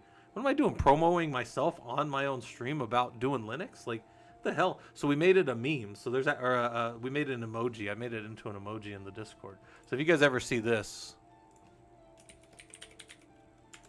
that promo so much, I just wrote it in the Sandbox channel. That's that's what that's from. Was some asshole was just like, you promo so much, and I'm like, what the hell's he even talking about? I wasn't even selling anything. Anyways, all right. Sometimes I'm selling stuff, but not really. Like the point of this group is to hang out and learn Linux, and I tell people the most valuable thing you can do is get the job and turn around and help other people. The second most valuable thing, if you want to flip me a nickel, you can, but you don't have to. That's not the point of this. I was even telling, we did a thing the other day. I was showing people how to get into Linux, or not Linux. I'm showing you guys that, getting into streaming, and I was showing like my streaming setup, and it's not great, right? It's not perfect, but I was showing them like little things and pitfalls and stuff that I had to learn over time. And one of the things I point out in there is, in like 4 years of streaming, you could take all of my streaming money from Twitch, and it's not even 1-2 week check from being a principal engineer. So I don't do this because I make money at it. Not money that I would roll out of bed for, anyways. All right, anyways, we'll get off of that topic. But we've executed playbook. We've seen that. What is the difference between the first playbook and the second? Oh, so now we've got a second playbook to run. And I say the users want you to generate the keys for them now. This is going to be like a key-based login, and they're going to be able to get in there. But we're going to generate the key for them. So now we're going to generate a 2048-bit key, and it's going to be an ID RSA. We can also change the type of key it is, but generate SSH key, yes. And for the prod engineer, we're going to generate that user, and we're going to make a key for them. Yep. And then in the dev engineer, we're going to do something similar, but for them. And then now we just run this playbook, and we see what the difference is, right? And I probably should have done something before I did that to show you guys that now, if I CD into home and I see the prod engineer, now there's a dot. There wasn't a .ssh before, but I guess we could just delete them and redo the whole lab. But when you first built the engineers on both the prod and the dev, they didn't have a .ssh. I guess you're just gonna have to trust me on that, or do the lab and check it. Now they do, and in there, in there they don't have LSD. LS dash. Now we see that the prod engineer. This is the this is the private key. Private key is a 600 value. 600 means only the prod engineer can read it. Well, and then root with their permissions. And then the public key that can be given to everybody is 644, and that is the one that's public that can be shared to everywhere and put wherever you need. Alchemist, yeah, it's a good time to say Happy New Year. We're not doing anything too serious right now. I mean, I'm making something that I hope is valuable to you guys to look at later, and it's kind of like a Socratic Ansible and playing with Ansible, but this is absolutely not like this is not like me recording something super serious. No, but yeah, I appreciate that. Traffic King said, "Forget that guy. Promo your merch. That's what it's all about." Big, yeah. All the big guys do get all their stuff sold. Stop nudging how to be. Yeah, buy all the merch. Yeah, do all the Linux. Actually, that's the name of our thing, is do all the Linux. So we'll make more. I've just messed around with this. Like, these are things that I made in like GIMP, and they're like super simple. But me and the wife will add more to the shop and make it more useful. But I haven't like really been pushing it. It says, where are the keys created? The keys are always in your home directory .ssh, and then add an L to the ad hoc command to see all the keys. And why are the keys created with the right permissions? Yes, they are. 600 is what you should have a private key set at, and 644 is an acceptable public key. Never with a higher for everybody else, because they shouldn't be able to change this key in any way, right? From a private key, you can generate an unlimited number of public keys. From a public key, you can never go back and make a private key. Private keys have to be protected. They're the ring. They're the one ring. You got to keep them secret, keep them safe, right? So you were able to. Nice. Well, Cosmic, hopefully it gets you with no problems. I actually have a couple of the shirts, and me and the wife like them, so it's like good quality, I guess. So. Yeah, Alchemist, I appreciate the Happy New Year. Yeah, we're doing good. I was telling you guys earlier, we had a little party at, actually, I guess he was my coworker 20 years ago, because I did work at the school district. And one of the guys just has a little house, and then we almost burned his house down. That was funny. They were launching those. You guys ever seen those? They build like the sticks like this, and then they have a candle, and then it fills up a bag and like lets it float away. But I was explaining it was 64 degrees last night, Fahrenheit, in Phoenix, and that's really not, I mean, yeah, you could probably get a takeoff with a hot air balloon if you put enough hot air in it, but it wasn't really enough for that thing to fly very well. So like the guy kept trying to launch it, and then it kind of launched about like 8 feet up where nobody could grab it. Well, like probably 8 feet above us, so maybe like 18 feet. And then it flew right over into his tree and just was sitting there burning in his tree. So he had to hit it with a hose to get it out of his tree. So we almost burned his whole house down. So nice, Cosmic. Yeah. We need to have a place where people can like take pictures. I'll bring some of that merch out to the Scale Expo too. So I think I'm going to get some of that for Robodom, because Robodom will be out there. I just got to hear back from them if I'm officially speaking there, because I think it's only in like 6 weeks. But San Diego's only like 6 hours. I could just drive to San Diego that day, It's like San Diego's nothing. All right, so we created the users, and the first one was, can we see the differences? We don't have to type it all out, but creating the users was the difference between dev and prod engineer, and it's what did we give them, right? What permissions did we give them? And another way we could do this is just let me think. I guess I couldn't do it like that. Let me just check real quick. We could just sudo-l-u prod engineer. I think it's here. Yeah, and then sh node 01 do the same thing.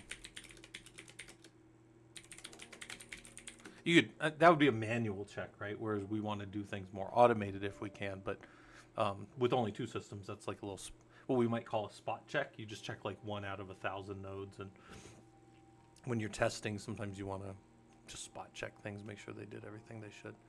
Okay. Oh yeah. So here's the thing that would show Ansible servers. Oh, we're on the wrong box. Oh gosh. Send this in on the right node. And we'll just see their permissions. And then we're adding an L. This was the thing that we set up there. Add an L to that. And are they the right permissions? They should be. Yep. 600s and 644. 600 and 600 is here. 644 is here. 600 is here. 644 is here. There you go. All right. Let's do package management. So this one is we didn't even write anything in that one. So now we can just make this one package. I don't always do everything right. All right. I'll give this lab to you guys that want to do it with me. Where are we at? Clean up packages. All right. Modify packages on a server. Because this is a big part of why we use Ansible, is to modify things in an environment, make things similar, make things behave the same way across the spectrum. So if anybody wants to do the lab with me, here it is. And the way this one goes is your team has been tasked with updating all servers in an environment to maintain compliance with your governance, risk, and compliance team. That's a very common GRC type team that'll exist in your admin engineering lifetime. As you go and do IT around the world, you will see the term GRC. And they will typically be like this, tapping you on the shoulder and saying, 10 of your servers are out of compliance. That's what they're going to do. And honestly, a lot of times people hate GRC teams. And don't worry, sometimes they hate themselves, man. People that do a lot of audits sometimes are like, man, I don't get to fix anything. I'm just an audit monkey in this company. I hate it. And I know people who just, I know a fair amount of people who have gotten burned out because they tried to get into security through the audit route, and it can just, IO fault. Yeah, this can grind people down. It can grind you down on both sides of it too. Being one, again, they know they're not liked. And two, if you're always getting tapped on the shoulder and a majority of your work on your team comes from them. So the way we automate is to make our lives easier. I tell people all the time, if I can keep people, like it might not be intuitive. Some of you might not believe this. I am a very introverted engineer. I don't mind talking to groups if I think I know what I'm talking about, but I do not. If you said, Scott, you could talk to people all day, or you can just sit at your desk and never talk to anybody and not fulfill any requests, and you have it all automated to just talk to people for you, I would absolutely 100% do that all day. And you guys might not believe me, but I would be playing on Netflix and Hulu and playing Brotato and all that kind of stuff the whole time. And I would be happy as the Brer Rabbit down in the Briar Patch. That is his name, the Brer Rabbit in the Briar Patch. Anyways, we were too small for GRC, but you probably have to answer. Yeah, IO fault. Yeah, it's and it's a weird shift because 25 years ago we were all laughing about the, if you guys know who the go look up the register look up BOFH, backup operator from hell. That used to be how it was 25 years ago. People would ask you for stuff and you I'm keeping all Linux servers working. But now it's like stand and give an account of yourself. Stand and answer for why your servers are behaving the way they are. And other people have root, and tools have the ability to scan your system. So, I mean, I could be just some old curmudgeon and be like, I'm not going to do it. I'm not going to answer to you, and I'll go do Linux somewhere else. Or I can just be like, I'll make my Ansible do it for me. And honestly, I think that's the better route. I think you'll find easier life for some of you guys than that. Runnemucker, I gave GRC elevations in certain circumstances because learning is doing. Yeah. So we're gonna give them the full rack. You also need to configure some new servers and software. So sometimes we're adding. So it's not all negative. Sometimes we're adding software that's needed for our users, right? Because I tell you guys this often. We don't just run Linux servers to run Linux servers. I've never I've never got to my 1,000th Linux server in a company and then like a bell went off and they're like, we got to 1,000, we run 1,000 servers, and then like my CEO can go run around and like high five everybody because they got to 1,000 servers. Nobody gives a shit about how many servers you run. It's how useful the servers are to the users and the processes and that kind of stuff, right? The reason I'm saying all that is sometimes you have to add new software for functionality. Sometimes you're updating software. It's not all negative, right? Most of the stuff, I don't think most of the stuff I do in a day is negative anyways. But your team's been tasked to update all the servers. You've decided to add some new software because you need it. Fine. So we're going to go look at our root host file, cat root hosts. And we have new values now. So now we've got environment, prod, and dev. We've still got that separation of these servers. But now one of them is an app database server and one of them is an app web server. Database servers tend to get in the open source community some kind of Maria, or some people call it Mariah, whatever. I always call it MariaDB, or sometimes you can get Postgres in there as a database. And then web is typically Apache or some type of HTTPD fork from Apache, depending on what type of server you're on, right? In this thing, we're going to be using Apache 2. So now let's go look at our package updater. And our package update does this very simple thing. It goes to all my servers, and it's going to update them all based on any name to the latest version. So this is going to update the entire environment. That's going to update the whole server. So let's run this one real quick so I can talk about it a little bit while it runs, because that's going to be running for a little while. It's got to do a whole apt update and whatever. It's going to gather facts on the servers, and now it's going to sit here and upgrade all the packages to their latest version. It doesn't look like there's anything that needs to be updated in our environment, so that's kind of cool. If we did have to update things, it would be there, but it looks like it didn't have anything to update. Now, you might say, Scott, could you see more information about that? Because maybe I don't trust that. I could add V's to this, and I could be more verbose about what's happening. This will give me the connection info and all this other stuff. But also I can see when it ran that it says, well, there was nothing to see. But debugging like that is not going to be something that we commonly use. But I hadn't done this lab in a while, and it looks like they've probably updated the environment, and then going to pull from the open repositories, there's no updates. And I see that right here. So that's not part of the lab, but I'm just showing you that. Okay. So now we're going to go, and now we're going to go look at the package installer. And the package installer is going to do something very similar to our other thing. It's going to debug the app variable so we can see that one's a database server and one's a web server.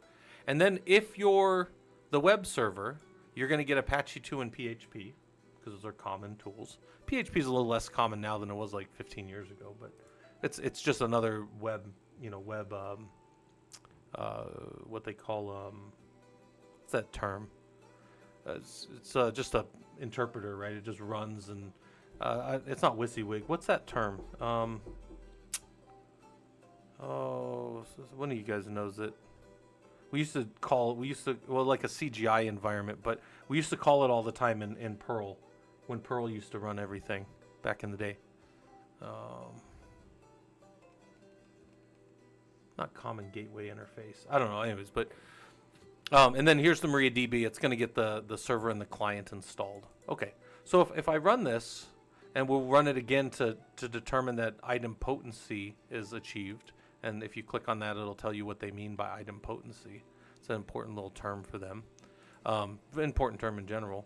But let's come down here and let's run the playbook and watch it. Oh, it says run the playbook to push the user. That's actually funny. I had stolen this from the other one, and to this day I still haven't fixed that. So I need to go fix that. What is this, lab 14? Hold on. I have not fixed this in all these years of running this. To push the packages. Man, this thing is old, and I have not updated that. That's super funny to me. I've had multiple editors over the years, like check all these and stuff, and we've still missed that one. A word. That's funny. Oh, what's my other one? Hold on, cancel. I don't even remember whatever this is. I need to update that one. We'll get it. That's something I'm going to do later. I'm not going to do that right now. All right. Do we see that? Yeah, it's AppNDB, and then it installed those on each of the different environments. And maybe a quick one that I might do to check this is I might say I might run just an Ansible command, and then say servers, right? Because those are my servers. -I root, root hosts, and then -m shell, and then -a, and maybe I could do something like ss-ntulp, and then maybe grep, and maybe I'll do an egrep for, I guess I don't really care about that, and I'll look for 80 or 3306. What do you guys think about that? Oops. -a. Well, that would help. We'll do it like this so I don't have to escape any characters. There we go. Boom. So that'll run, and then now this will hit both of those servers with an SS. And if we're on node 01, we'll see that Apache's on that server on port 80. And if we're on control plane, we'll see that MariaDB is being listened to on port 3306. That's 3306 right there. And that, I mean, that's just like a cheap little quick one-off to hit and make sure that maybe all my servers were running whatever services. I guess we could have done systemctl, we could have done ps and checked them that way as well. We could have looked for the users. I mean, I guess technically, like that there's a bunch of ways that I could think to do this maybe. Because both of those added users, right? Maybe tail-2 etc pass wd, and then one had MySQL added, and it doesn't look like node 01 got it at the bottom, but maybe it got added somewhere else. So let's sh node 01 just to check, and then grep like Apache from etc pass wd. Is it www? What is he? There he is. Doesn't matter. And that probably got added higher in the file, because I think they're a little more complex with how they add that, but it didn't get just dropped at the bottom like most package managers just deploy the stuff at the bottom. Whatever, it can go down there. It is in the right numbering range though. So 0 to 199 is system, right? And then 200 to 999 is the like other packages, and then 1,000 and above are user space, right? In modern Linux anyways. That's all defined in login.defs, right? So if you ever need to see where that is, should be right here.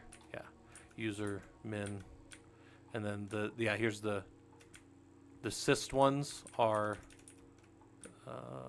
oh, I guess they're only 0 to 99, and then 100 to 999 is that. So okay, there you go. 100 to 199. I guess I have my numbers wrong, but anyways, the point is it's defined in there, so we can go look it up. I thought it was 0 to 299, but apparently it's only 0 to 99, and then the sysuid max is in there. All right, doesn't matter. Doesn't matter. Just checking it. So what is the new variable you're seeing in this lab? And the variable that we added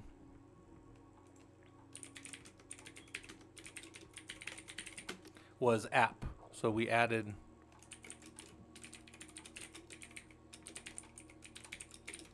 variable in the inventory, right? So we added that variable in the inventory app. Cool. How long does the upgrade take? Upgrade was immediate.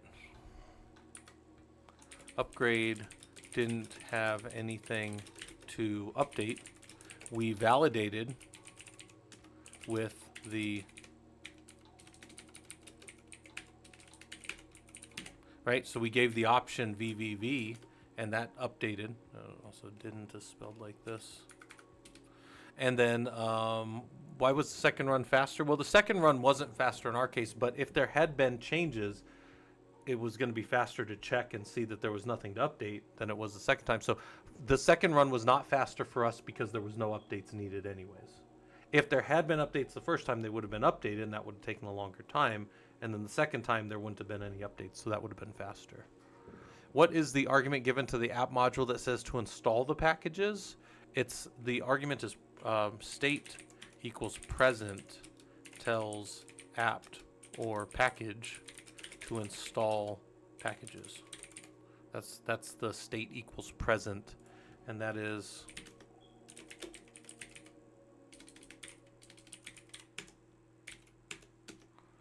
state present. You see that? So state present. You also have the options of state absent, and you can go look up often. So now we're using apt, but there's also a package one that can be used across multiple different types of systems. Apt can only be used on app systems, and if you use like DNF as your package manager, that can only be used on the RHEL style systems.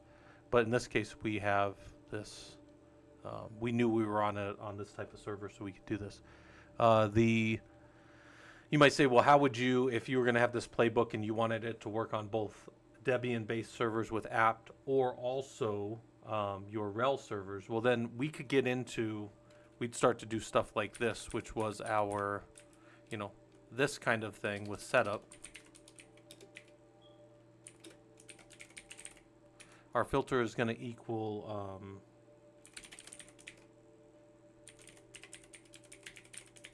let's find what our distribution is going to equal. We could do variety or Ansible distribution just by itself like that. And then we would either have Ubuntu or some type of Red Hat, right? Watch, I'm going to grab this same exact command. I'm not going to change anything else. I'm going to go throw it on my werewolf node here, and I think I'm just going to make it all. So it'll hit all the servers real quick. It hit all the servers we know about. Oh, do I not have? Could have sworn.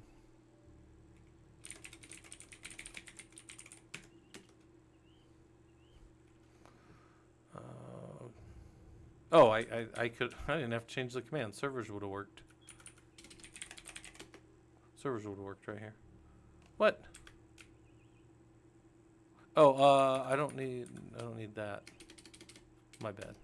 There we go. What? That's all. Oh, I don't need the. What the hell am I doing? You guys gotta stop me. There's servers right there. It'll hit them all. And we're just grabbing the distribution. See how they're all rocky? And then with rocky, I could make a decision to act a certain way. But hold on. I'm gonna do this again real quick. I'm gonna do it. I'll do it with fork 20, so it goes faster. But I'm gonna check all the distribution because I might want the type, the family type might be better because then I could use that against more types of RHEL. So see how the Ansible distribution file variety is Red Hat? Did I have that over here as an option? File variety is Debian. So then I would make my decisions based on if it was Debian or Red Hat in this Ansible distribution file variety.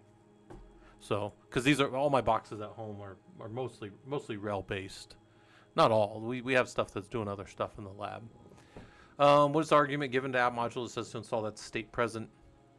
What is the format of the package argument given to the apt module? How would you add another package? You would just keep adding the dashes right here. You would just keep adding dashes if you had more. And if we needed to, we could read in a list of a variable and then put the variable there and unwrap it. But this is fine for something short like this. But if I had like a package list of like 100 packages to add to a server, which I may do in a build, I would probably make it a variable and then have that file as a separate file. Some of you are familiar with stuff like that with like requirements.txt when you build, you know, containers and that kind of stuff. You'll do it that way. You don't have to put all 150 of them right here. So there's different ways to do that. But all right, check it.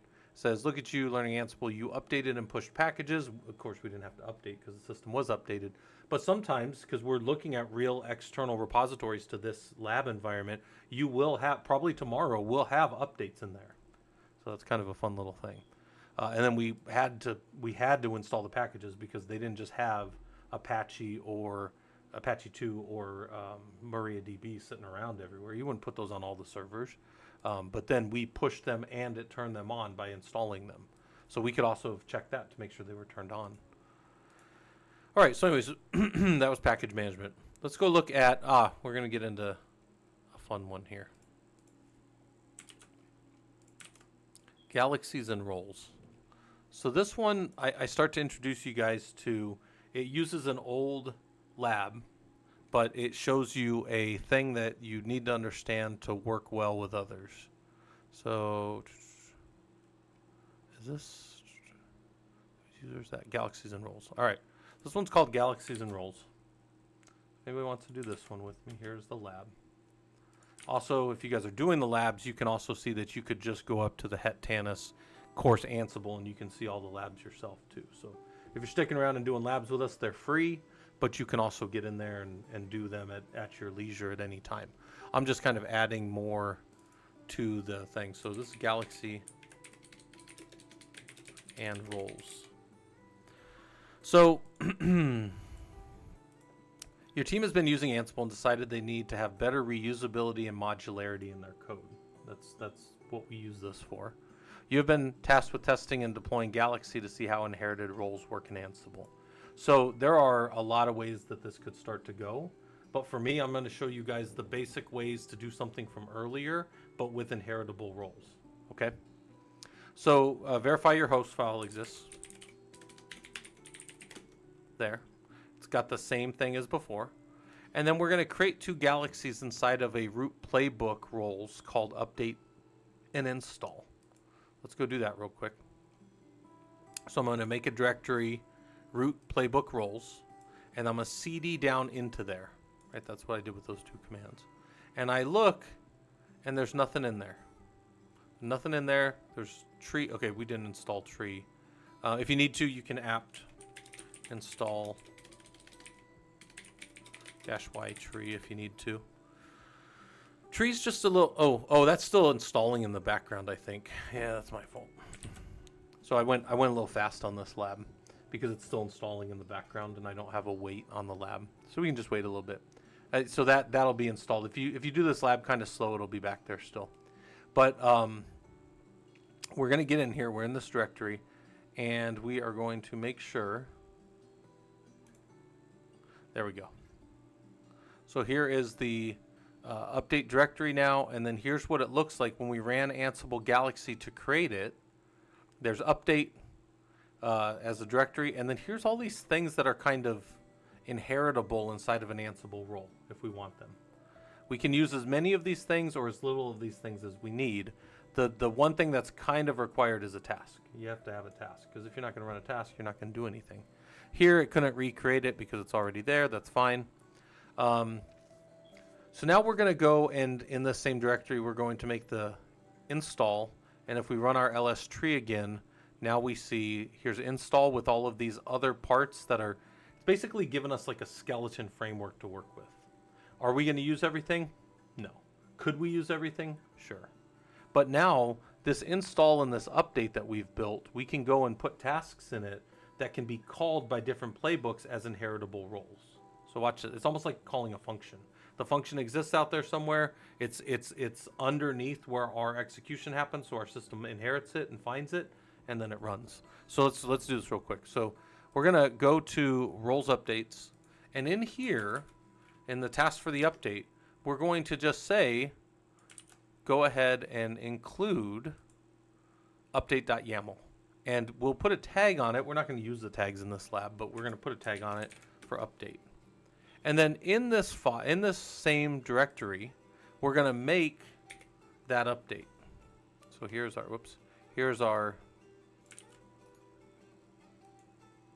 upgrade all packages to the latest version, and it's going to be apt everything just like we had in that playbook, but now it's down in a role. And then we also have a tag that, again, we can or can't use. I think we do use it in the lab, but you don't really need it there unless you want to focus on only the apt or the update side of things. And I say, now that you have to do that for the second directory, let's go in and Shift-G, O, and we'll add the install. So this is if we were to install things in our environment. We're going to include this task install. Now we're going to go write that task file in here. And that task file is going to have all the same stuff that we did, all the same stuff that we did before. I right click, paste, and there are the install components that we did from before in the other lab, right? So again, it's mirroring the other lab so that you can then see it. All right, now that's a lot. We check it to make sure it's good. And then now what I'm going to do, just real quick, let's clear the screen. We're down here in root playbook roles, right? There are two inheritable roles, install and update. All right, so let's back up again. We're going to make a file here. We're going to make a playbook here that's going to inherit something from that roles directory to either do the install or the update. Okay, so now we have a role. Let's go make a playbook to inherit the role, and then we can tell it to do those things. So we're going to vi root playbook environment.yaml, and in here, this is simply going to do everything. Escape : WQ. Cat Well, we're already in the directory, so environment. In here, it's a simple playbook. There's no tasks on this one though. Now we're just doing the update and install roles. They're going to be inherited from that directory roles. We're going to get either of those or any of those that we need. Now we're not doing any conditions yet. There's no conditions here because we can set conditions in this line. Oh, and there's also not any use of the tags yet, but we could use the tags. And then I say, let's go ahead and run that just by itself. So we'll just run the whole playbook.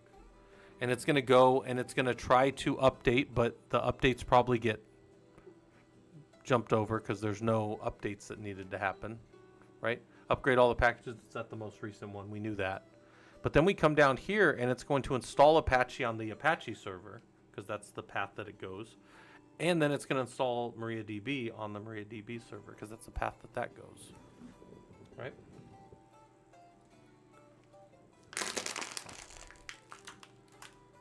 So let's say I had like another role to make that was called like package cleanup, and package cleanup removes bzip from these servers. That's what it does. Well, we could make that, we could do that right now if we wanted to. We can modify this and add those things to get this to work. So all right, so it did all the things.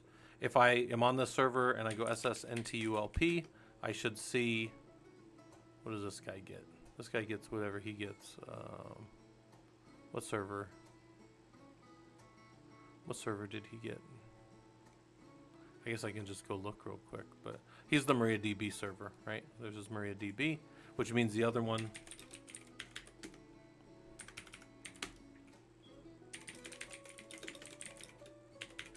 he's got port 80 right there, so he's the web server. He's the Apache server. Okay, so that worked the way that we expected, right? But I'm in playbooks. Let's say let's just VI environment, Shift G, and let's say PKG underscore cleanup. PKG underscore cleanup should be easy to remember, right?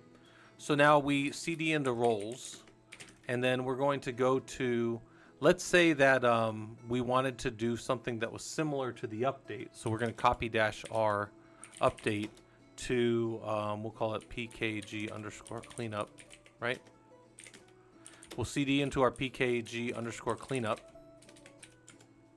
Real quick, let me check something here. DPKG -L grep for zip. Let's see what zips are in here. Unzip, bzip. Let's get rid of bzip2. That'll be our package that we take care of. So we're in here. We're going to go to package cleanup, CD to tasks, and we can. There's our update, so we can move update here to pkg cleanup.yaml. Sure. And then we see it there. We VR our main, and our main just has to point to, our tags can now be pkg, was it cleanup? And then the one that we're including is that other one that we're about to go modify, pkg underscore cleanup. And then, now, what do we want to do? We want to remove, so the name is bzip, and the state is not latest anymore. The state is absent. So it's going to remove it.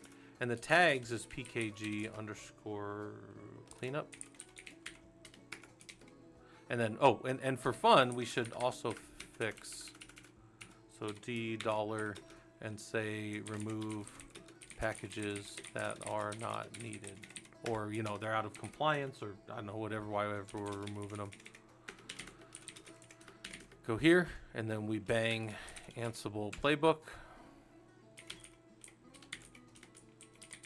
That'll rerun the last playbook that we ran. Whoops.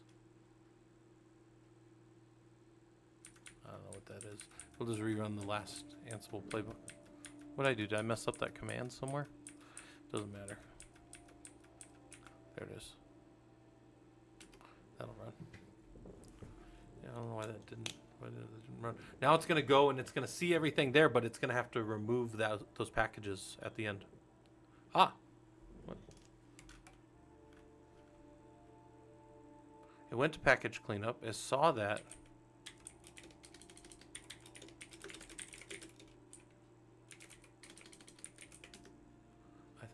was on the system. Oh, did I just do bzip and not bzip2?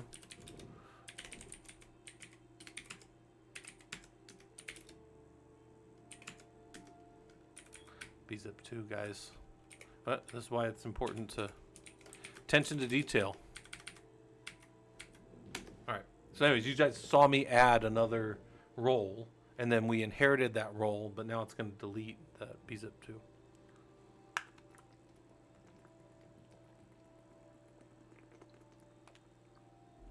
Both of the systems. All right. So you see that? And it says, what was you created? So there was a whole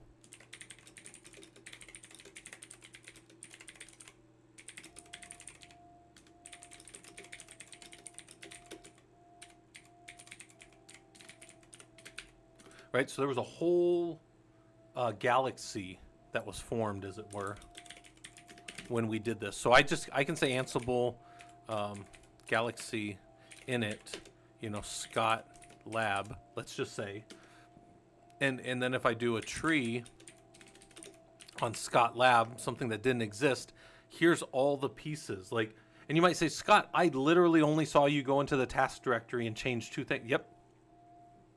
Everything else is like the structure of a house, but you don't need it. You just need to go into the one room and change the one thing. Could we use all of the other pieces of that like they were real Ansible things? Yeah, absolutely. Yeah, we go down into all that. We do all kinds of things, guys. It's our world. We do whatever we want with it, right? It's our tooling. So those are the roles that we now have. But the only roles in there, I can run this again right now. So here's our environment. The only roles that are inherited are update, install, and package cleanup, and they're in that order. And then now this is also important to note, any tasks that you need can be run there, but tasks will always happen after roles. And you might say, well, I put tasks first. Tasks run after roles. If you need to run something before the roles, like to prep the environment or something, you have to use pre-tasks. So it may be more intuitive to say something like this.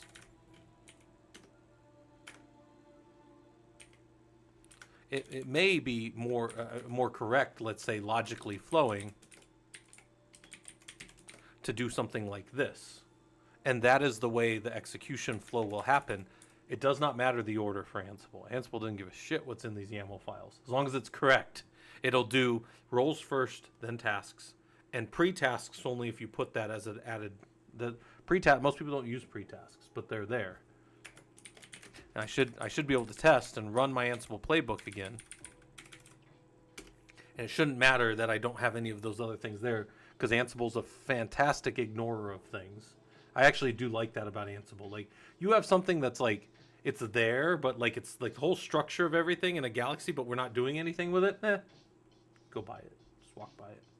There's some tools that are really good like that. Postfix is a good one. You have messed up shit in your postfix config, it just ignores it. Which is, I mean, well, that's a way to do things. Because postfix you have to really break postfix for it not to come back up. There's a few different tools. I'd have to think of some of them, but there's some tools in Linux that just like, they'll work. They'll work to their base standard even if you go mucking around in the file and break it. They'll just be like, I don't know what to do with that, but I'm going to start the rest of the stuff. There's tools that'll do that. Some of them are very good at what we call error correction, but sometimes that screws you, right? You don't want that always. So anyways, all right. Did you see the expected output when you created the second galaxy? Yes, it showed the creation, and then we saw the file structure with tree. Now I don't use tree a lot. I'm not I'm a guy that's been around for a while, so I don't really use tree a lot. But if you are first learning this, tree is an excellent tool for you to kind of wrap your head around what's going on in a directory. Most Linux people just tell you, go read it, go figure it out, right? but tree is a fair tool for kind of visualizing this when you're first learning. Tree is a fair tool for kind of like wrapping your head around what was created by this Ansible Galaxy tool. Are there like a million other ways to use Ansible Galaxy? Yeah, I'd highly advise reading about them if you want to dig into it. There's even like a whole community around it, and people put stuff up there that you can just pull down and use. You're probably going to have to be filtering through and fixing things in some of those cases, but there's that. Hi, Haku. How's it going? Happy New Year to you as well. Yeah, we're just hanging out. I'm finishing up the kind of labs that we were walking through. How did the playbook you create differ from the other ones you've created in the lab so far? Well, the structure of it was significantly simpler, or more simple, if you will. It didn't have any tasks in it, so that was different. So, like, how did the playbook you create differ from the ones you've created in the lab so far? You were always creating base playbooks with tasks, so you were always down here in the tasks. Now we've added these things called roles that get inherited through the playbook, and they're very simple. Right here, there's almost nothing happening. It's all happening down in that roles directory. Okay.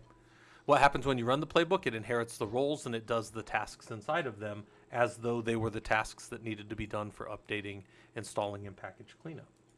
Right? So I could have, like, once the install's done, I could have another file here. I could copy this environment.yaml, have a different name for it in here and everything, and only have update and package cleanup. And it wouldn't even try to do install anymore. We wouldn't see the skip anymore. It would only inherit update and package cleanup. And I could be down in there writing all kinds of roles for all of my stuff, and it never affects anybody else on my team unless they choose to inherit my roles, and that's on them. This starts to introduce some of these other concepts that you guys know from some of you who are programmers. You know about, like, tightly coupling and loose coupling. If I have something in update that sets the variable, and that variable is needed in both install and package cleanup, but then I take update out, or I try to run a tag to only do the install, but it doesn't get that variable first, that's a problem. So that stuff needs to be done in like a pre-task. And sometimes we'll do like a setup role at the beginning, but again, setup roles don't get the so tags and all this other stuff starts to get kind of wild. Yeah, Haiku, you're welcome to hang out here. We're just, we don't take attendance around here. You guys are welcome to hang. What happens when you select specific tags with each run? Are the roles still inherited? So no, the roles, when we set a specific tag, only the role that is supposed to be, that's part of that tag will be set. So I can say tags, or tag equals, let's say update. And now the only role that's going to come up is going to be that role. Everything else is going to get skipped. It doesn't even try to go, it doesn't even go into the other roles. You guys see that? Like, remember all the other ones had all that other info under update? Nope. Now it's the same exact playbook, but we use the tags that are based in it. So now it only did the tasks from those tags. This is why tags can be very powerful. Also, you can check tags. I think you can say tags available. This is probably going to be wrong. I think it's something like this. I can find it. Hold on. It's tags. That's what -t or tags will do. But there's one that gives you, might be a list one. Sorry, list tags. That's my bad. So I haven't used that one in a while. Guys, I'm a big fan of just figuring it out, right? Like, list tags will show me, here's the tags you can use. Here's the tags that are available. Now, I probably should go look at what those tags do before I just frickin', as the younger people say, yeet it out there. But especially if I'm running against a lot of servers, I probably want to know what those packages do. But here we go. We can see what these tags are for the system, right? And then list all the tasks that would be executed. And I think you can list tags with a task with a tag. So there's what would happen if you did a play all with those tags. And then I think I can say tags equal, I don't know, update. And then it would go, okay, I would only use that one. So yeah, so we could really filter down. I should probably add some of those because those would be good visuals there. But you can limit down. So we would say you can limit down with tags, -- tags equal tags, and test that with list tasks to see what tasks would come from a tag. I think that's super useful because now you can start to pick apart other people's work if you need to. Or I say, that update. Why am I going to write that update again for my environment if I'm already up here and inheriting those roles that are like our group roles? And this, by the way, will be what we probably push up to GitHub. This roles section. Maybe the whole playbooks directory gets pushed up to like our internal GitHub. And now I can be writing stuff and working on stuff that never affects anybody else unless they inherit my role and unless they do whatever. And then I write the playbooks and I say, hey, yeah, when you need that, give this information, read the README on my little playbook. Sometimes we put even READMEs at the top inside of them and say, hey, to do this, you just need to pass in these variables and it needs to be against these types of servers. It works well for a team. This is one of the best ways I've seen Ansible used in like a big team environment of like maybe like 15 engineers is something like this for all of the environment. Because you can't, I mean, I'm just telling you, you can't have everybody running around and doing everything else. Atavirk, Happy New Year. Yep, thanks, I appreciate that. Could you create another role that inherited in this playbook? Yeah, we did that, right? We made the package cleanup for fun, and then we removed bzip too by doing state absent and just removed it. Can you remove the update role from the playbook? Yeah, I can do that. Hold on, just go right here. Let's say copy environment to like environment dot orig or something like that, and then environment. Could we get rid of the? Can you remove the update role? It's already changed. We've already changed it from the original one, but yeah, we can get rid of that. Yeah, there you go. So like, let's go this one, web server deployment. Let's go make, this one's fun. I actually really like this lab. So I like what we did with the lab, the kind of the way this thing came up, and this lab I use in a lot of other contexts for you guys. But before we do it, we'll take a quick break. So we'll go to modify packages.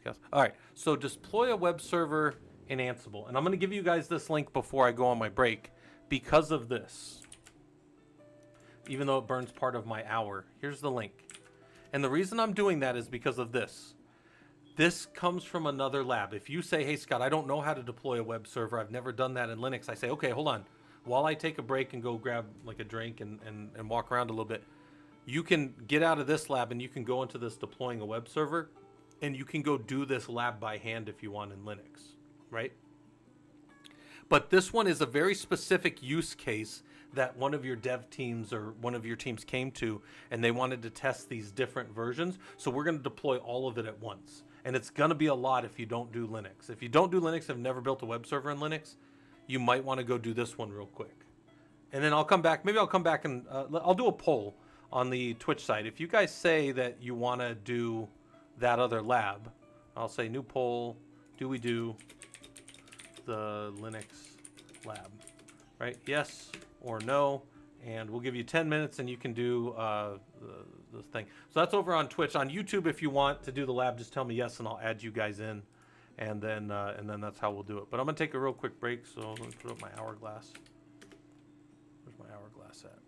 There we go. Quick break and take a walk. Then more Ansible. We'll do 10 minutes, 10-minute break. Gonna come in handy for technical interviews. I'm gonna take notes. Yeah, Haiku, and I took notes throughout all this, and they're also up in the Discord. But I do advise taking your own notes for sure. Oh, also, I need to move this over just a little bit. I feel like, yeah, okay, I made that acceptable. All right, let me put my camera. All right, we'll be back. You guys can watch that thing draw because that thing's wiping whatever it drew, and I'll be back. And then we'll do more Ansible.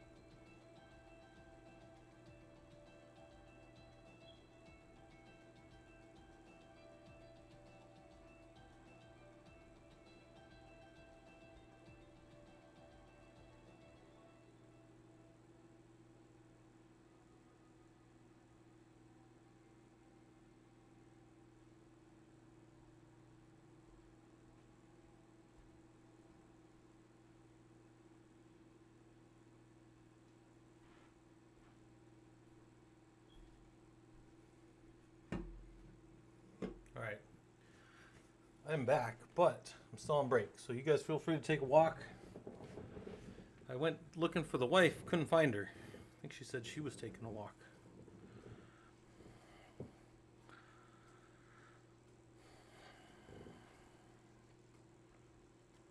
You guys can hear me breathe heavy into my mic. I'm just kidding. All right. We're going to leave this going. You guys are voting. How are you guys voting? Somebody said yes, we do the Linux Lab. Did anybody say anything on YouTube? No. All right. Well, I guess we'll see how it goes then. We'll see how it goes. Still got 6 minutes of break.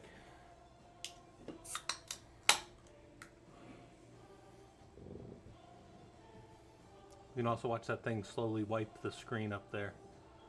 That's the wife's. I got that for her birthday, which was in November. So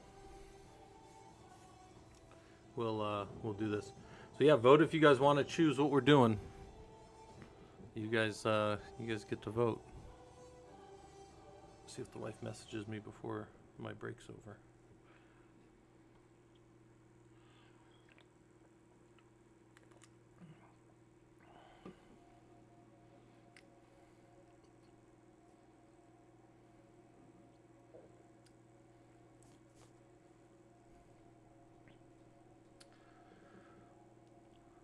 Linux, sorry for off-topic question. What is the purple teal thing in the upper corner? I'm trying to pay attention, but I keep watching it. So, yeah, I got up. So, let me turn my camera back on.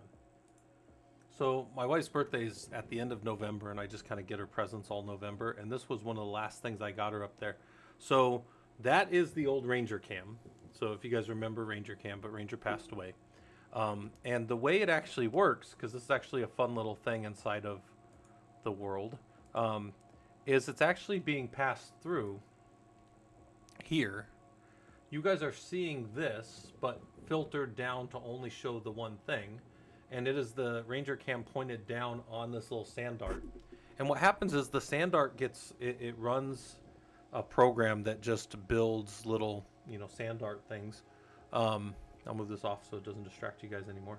But it builds every, I don't know, it takes it probably like a little under an hour to build something, but right now it's wiping everything, so it's setting everything back, and then what it's going to do is it's going to start, I think it sits for like 10 minutes, and then it builds the next thing. So she's got flowers and stars and Vince Van Gogh and like all these different things, and it's actually funny. It does a pretty good job considering it can only paint with like a 10-point wide brush. It doesn't, there's no other setting for it. It just rolls that marble around.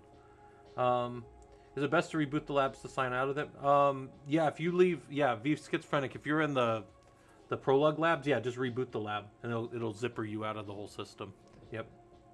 That's the best way to do those things, yeah. But yeah, to answer the question for FI Linux, right above me, yeah, that's just my wife's little sand art thing, and I was like telling her, I was like, she goes, well, where am I going to put it once Christmas is over and this? We had it downstairs so everybody could come and look at it and stuff. I go, we'll just put it upstairs, and then I'll just point Ranger Cam at it. So that's what we did. So it's just sitting up in the corner drawing crap. I don't even know. Like, sometimes I tell you guys to tell me what you think it is, but right now it's circling out and zeroing what the other image was, and then it'll start drawing again. I think every like few weeks we have to push the sand and reset the sand because it pushes so much of the sand to the edge. So that's what it is. Oh, real quick, while I'm sitting here, how is the voting going? 2 of you said do the Linux Lab. All right, we do the Linux Lab first.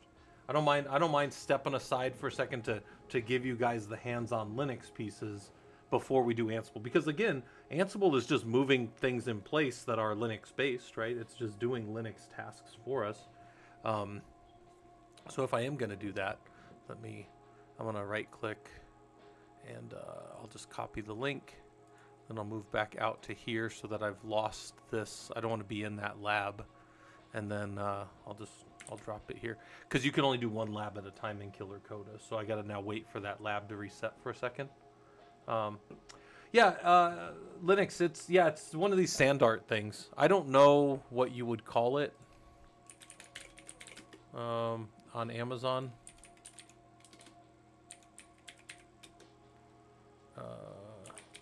I didn't buy it on here, but it would be like one of these little homedics type things, but I don't think that was the name of mine. Yeah, just find it should not. It's not $396. The one I bought was $120 maybe, and it's I don't know 10. What is that? 10, 12. What is that? Get my hands right here. 10 or 12 inches or so. So it's not a huge one, but no, they should not. It should not be. The 165 is even a little high, I think. So I have like about a 10 or 11, and then I bought it with the purple sand. So I think it should be. There's a white sand that comes with it, and then purple, and then it just mixes in, so it's all purple now. But yeah, it was one of these. But again, I wouldn't buy it for that much. But this is a 20-inch one, so that's a big one. And this is a whole display stand, so that one's expensive. This one I got it. I think it was something that honestly I just talked on my phone, and Facebook was like, "Hey, buddy, you want to buy your wife a gift?" And I was like, "That looks pretty cool." And I told her, I was like, "This probably isn't even going to come. It's probably going to be a piece of shit." But that thing's great, man. That thing works just fine. But yeah, it's basically one of these. Not this type of sand art. This type. Yeah, it's very similar to one of these. Oh, hold on. Wifey, I'm streaming. What's up? Oh, I'm on my way home. You need anything? Yeah, you want to get us some food? Yeah, what do you want? I don't know. Chat can tell me what I want. I'm just kidding. Let's do. Who's gonna be open right now? Do we just want to do Jack? Oh, it looks like I do have to do this Linux lab. You want me to just text you? Yes, text me. Love you. Bye. All right, love you. Bye. All right, the wife wants me to text her real quick, so give me a second, real quick. Okay. Yeah, we actually do sometimes get Arby's. I'm gonna pull this lab up. I'm gonna link this lab for you guys that want it too. So some of you are like, all right, I'll do the lab with them. All right, close this window. Yes, this lab should come up. Here's the lab we're gonna do, guys. We're gonna back up and we're gonna do some base Linux real quick. So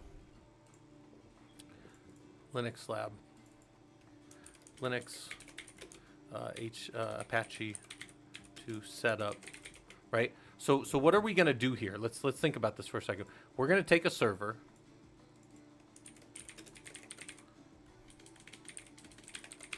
And in this some server, it could be any server on all the world, we're going to put a tool in there called, hold on. I do like when I have, I'm going to make this just a little bit wider for a second, so when I draw this, it should pull the things up on the side. No. Here, nope. Where is the... This thing needs to get bigger.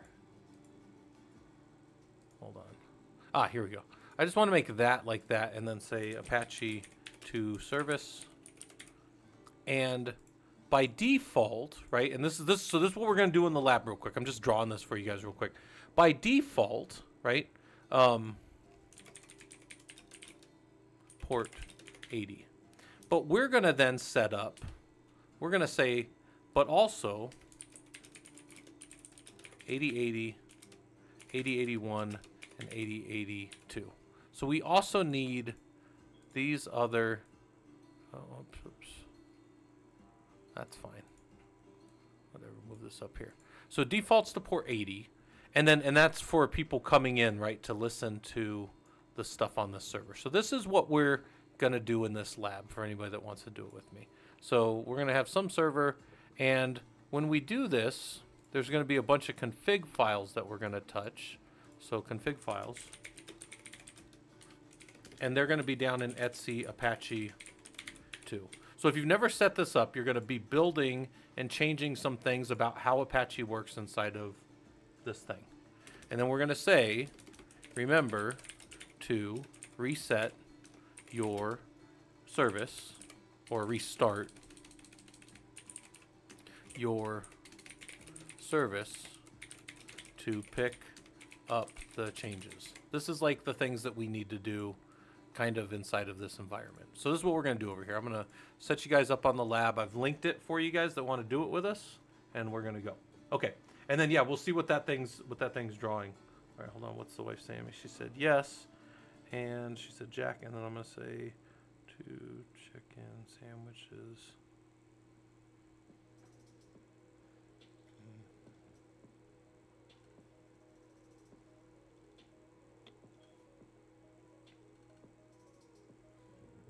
That's good enough. Okay. So here's what it says. It says your team has determined they need to test a website, or they need a website to test deployments rapidly. They want to have these different things, and they want to have control over them. And just having me do these changes and stuff like that's not going to be fast enough. So you've been tasked with installing a web server on Node 01 in your environment. So do I have a Node 01? Yes. Okay.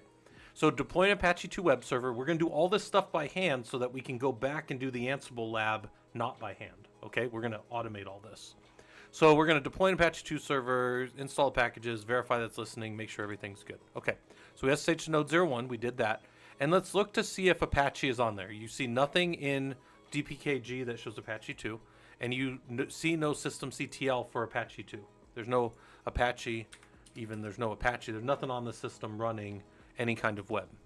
So we're going to install Apache 2 on the server, and then we're going to look for the package and see if it's there. So we're just hitting the buttons. Boom, boom, boom. Yeah, she's going to get me some chicken sandwiches. And that's all I can tell you is I'm going to have 2 chicken sandwiches and possibly something else. All right, dpackage. Here's the Apache stuff installed on the system that we need. Okay. Then now, let's go see if it's running. So systemctl, these are all the commands here. Status for Apache 2 service shows us Apache's running. LSOF for port 80 says, is anything listening on port 80 on our system? Yes, this Apache process is. And then we did an SS, which is the socket show or something like that, into ULP, and we see that port 80 is being listened to on our system. So 3 different ways we see Apache is now running, listening as a process, and then also listening from the socket side of things. Something socket, serial socket, something, I don't know. Used to always be netstat, but we just use SS now. What are the names of the users that kicked off this process? It's root and www-data. And then up here, I can see that the user is, should be the Apache 2 user. So if I did a ps-ef grep-i for Apache, the user is it looks like root and www-data started this process. So there we go. So we've started a basic port 80. It's a basic web server, right? It's a basic B, as they like to say. It's not doing anything special.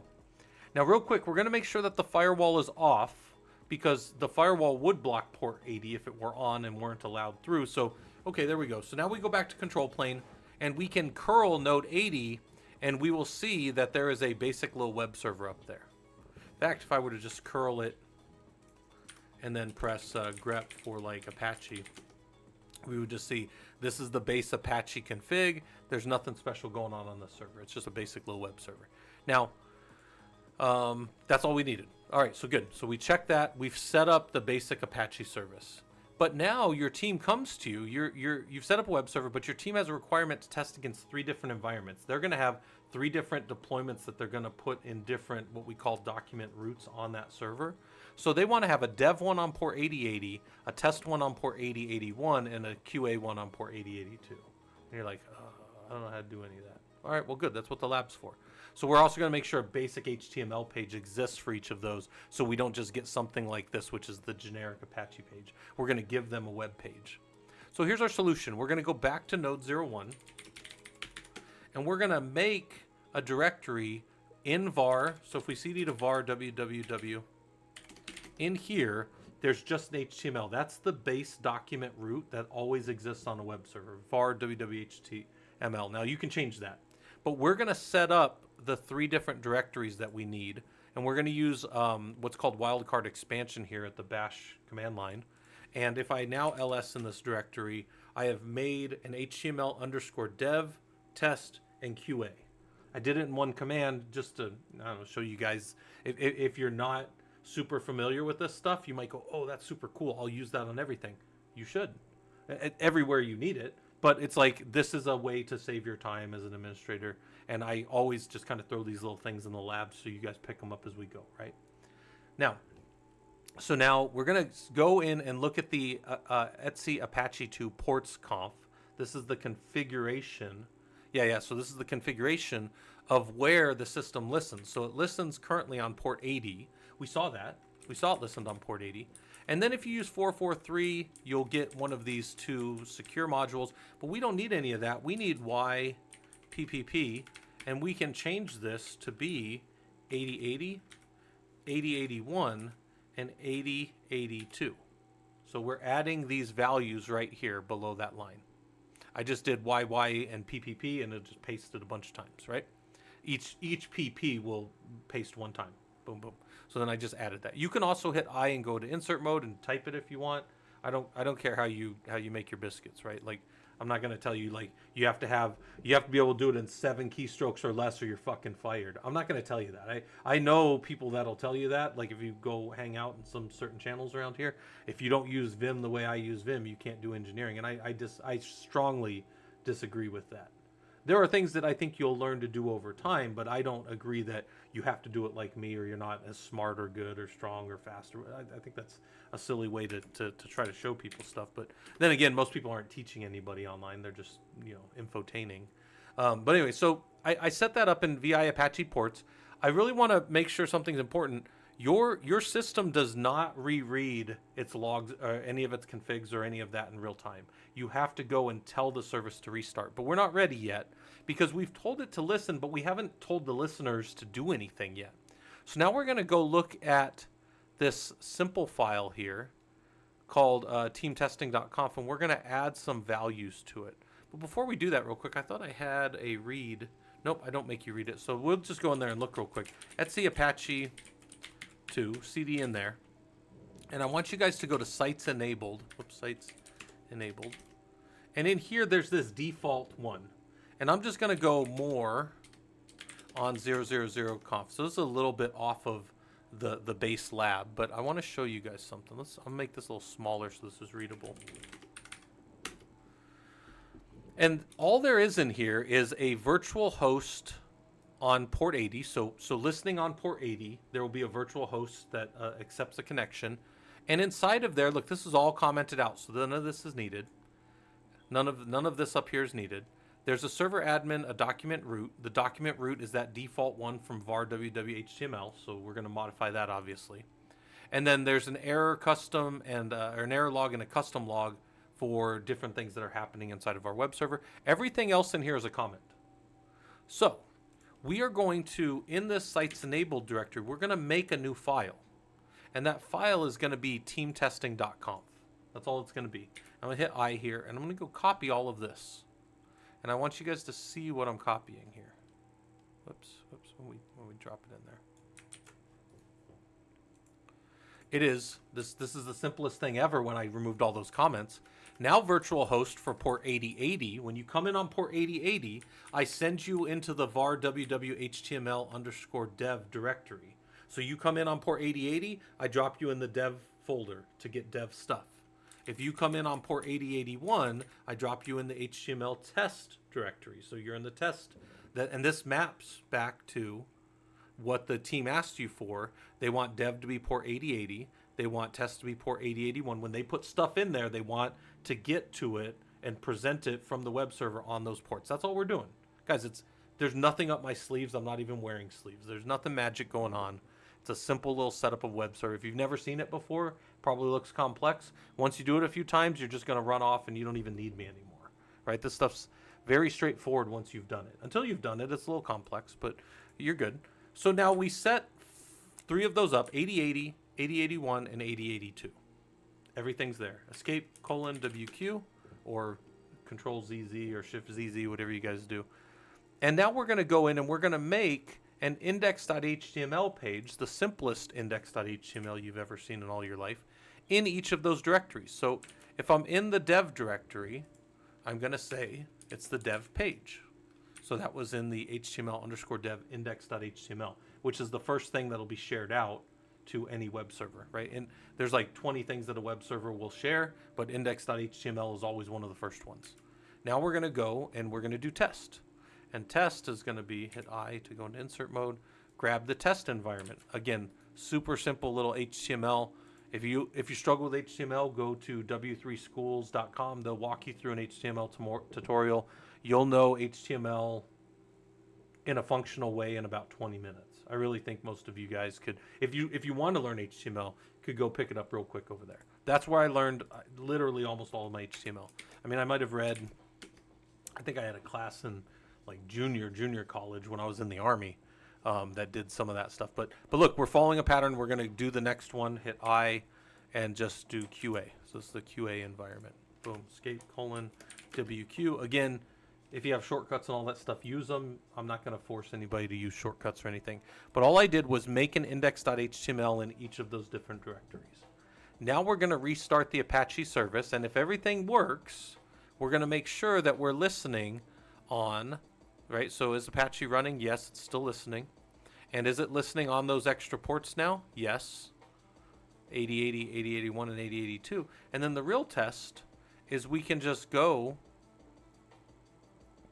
and test, can we get in each of those ports? So for port in 80, 8081, and 8082, curl and look at that port and look for dev, test, or QA from each one. And if I went into port 80, I saw dev. If I went into port 8081, I saw test. And if I went into port 8082, I saw QA. That's the setup of the, we've kind of, for people that are here, we were doing the Ansible labs, but this is kind of the this is the setup lab for people that wanted to learn the hands, like we're doing very, very down in the weeds Linux type stuff to set up a web server.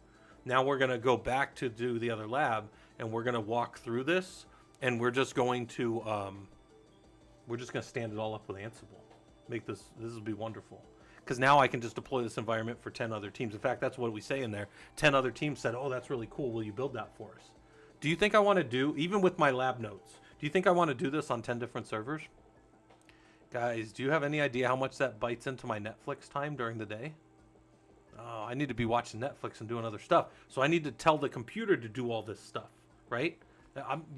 I know we laugh, and I know you guys think I'm joking, but I'm telling you, I watch a lot of stuff online while I'm doing other things. I'm being productive, but I'm letting my stuff, like, I've broken the things down into tasks that I do often, and I make my system do it, and then I just keep an eye on the system while I'm over here watching something else on Netflix.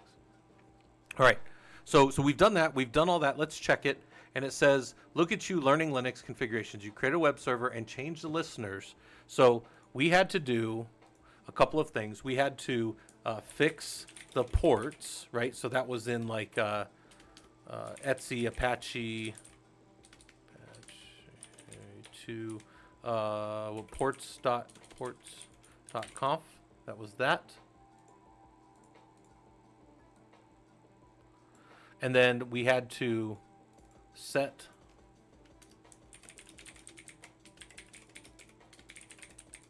so we set the virtual listeners, and that was at Etsy Apache to sites dash enabled, and then it was, you know, some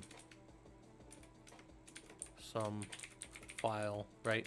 Whatever that file was, and we could have named it all kinds of things, right?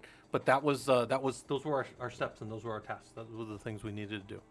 So now, if we had all of these things, could we go and do the web server part of it?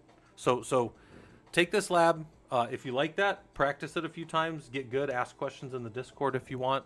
I'm going to step back a second. So I'm going to close out that lab. If you're done, close out the lab. We're going to do the Ansible version of that same exact thing. So this is where, you know, people are like, where's the cult of Ansible, and why does everybody do Ansible, and why is it so easy? Well, here we go.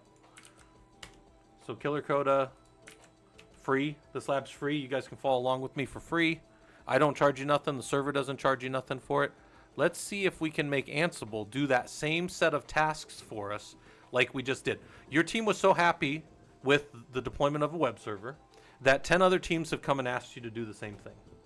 And they may even have slightly different modifications, which we get into in the automation course, some of the modifications that we can do, because there's a lot of variables we can add, guys. So we're going to set up a directive and identify all these. So we're going to do all the same things, make sure each page exists and all this kind of stuff. So let's check our root host file. And then here's our host file, which is going to make this a database server and that a web server. So node 01 is the one that's getting a web server deployment on it. It's called app web right here. It's under web servers. So then maybe we go look at our virtual host index. So in answers, we might look at, so answers has all of the files. So here's our dev index.html, which is that index.html that we built for the for the dev environment, right? It says dev. And then we have a virtual host configuration of virtual host 8080, and that's going to do all the same things that we did from the other system. There's not a new line character at the end of the file, so the command comes up, but that is where the file ends right there, right? So then I say create a web environment YAML file, and then if you get stuck, you can copy it in. So I'm just going to go ahead and copy the answers web environment YAML file into root. I'm just going to copy it in here. And then let's go and look at what's happening on this web environment. Ah, geez, if I could type. All right, let's look at what's going in here. It's going to run against the web server, so that's only one node, node 01. It's going to do all the normal things that we expect. And then down here, instead of us going to that server and doing an app-y install Apache 2, it's just going to install the Apache 2 package. That's all. Then it's going to create a directory for var www.html underscore, and we used a wildcard expansion there, but we can't do that inside of Ansible. So Ansible has to look something like this.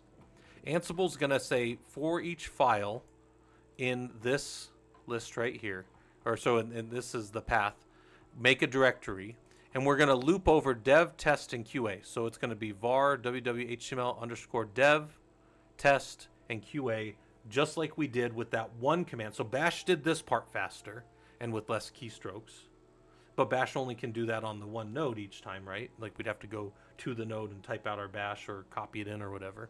So bash wins this one for brevity's sake, but we have a nice little functional. We can create all the directories right there. Then we're going to add the listeners to the Apache 2 ports.conf. How do we do that in bash? I did a VI on it, and I copied. Remember, I did a YYPP and did that a couple times. Well, YYPP and then just PPP, just paste it 3 times. Or you could do, I think, 3P, and it would paste it 3 times. But this is how we were going to do that. It's a little complex, but it's a line and file command, which is going to modify the file. It's going to loop over, and it's going to do listener 8080, 8081, and 8082. This is exactly the steps right here for fixing the ports for Apache. And what it's going to do, there's a little bit of a thing. It's going to find the listen and insert after it this line. So it's just going to add it down the file. It actually doesn't matter the order that these are in there, as long as you still have the 80, 8080, 8081, and 8082. So you need those 4 things for this. And then it does this notify. I skipped over the notify before. Notify just says when we're all done with all these, if you have made a change, restart Apache, which is a handler that we have down at the bottom. Okay, so now we keep going because now we've added notifies and handlers.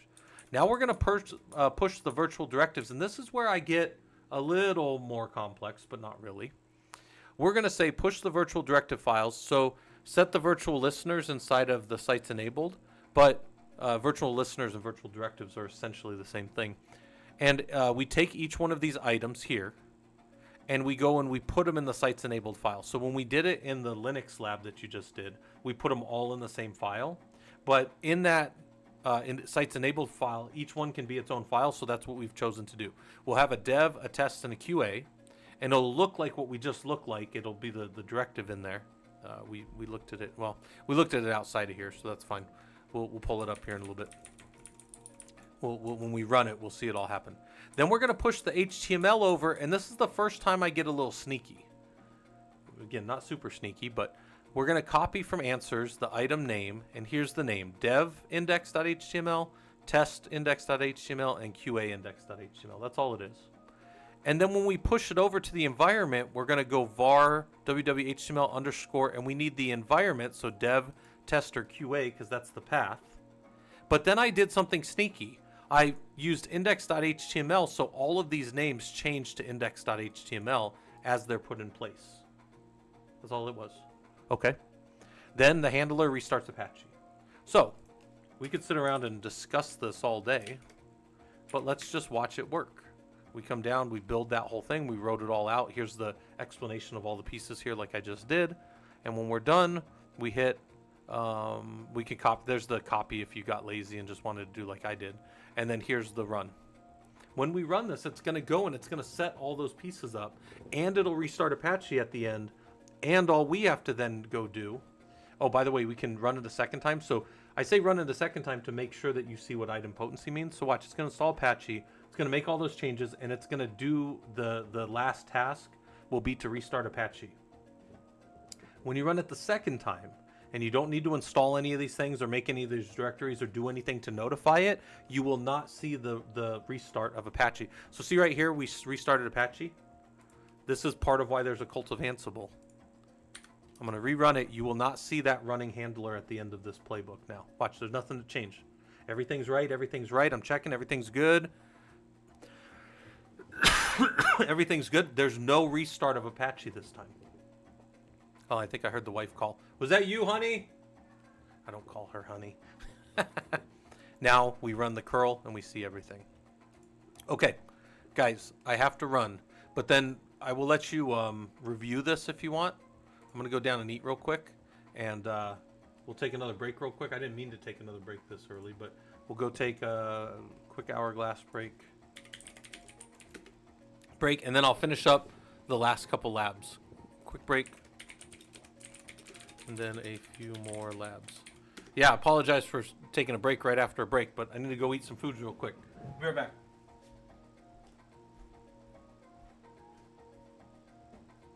Down here.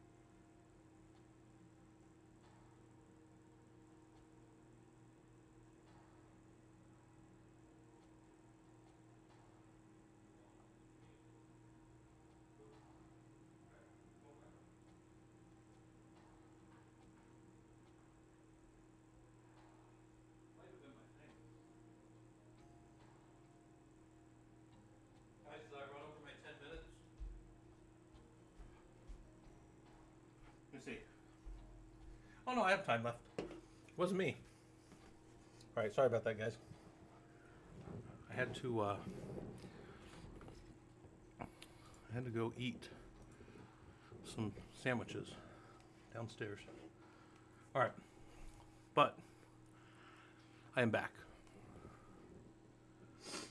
So let's see what we got here.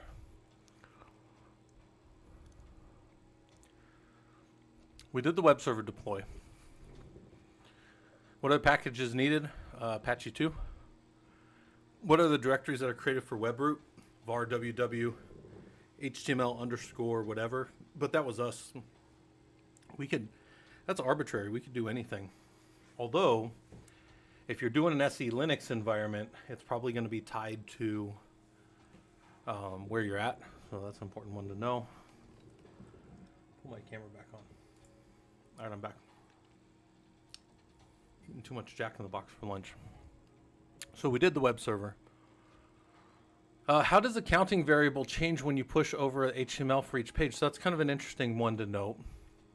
The counting variable, as you push the HTML page over, that's what I was mentioning that I changed the names.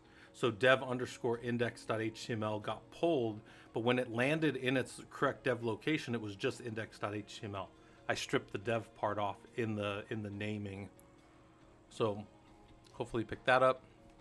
When you execute the play, how many times does the handler execute? Only once. Only at the end, after, even though we turned it on with all of those different changes the first time, it still only restarted the service the one time at the end. Was this what you expected? Why or why not? Well, maybe you didn't know that it was going to execute like that. That's one of the things that makes it super useful.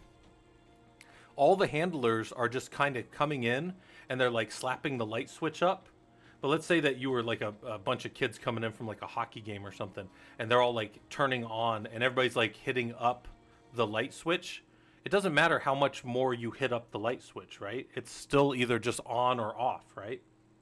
Also, I feel like my closed captioning is going really slow. You guys see that? Hold on.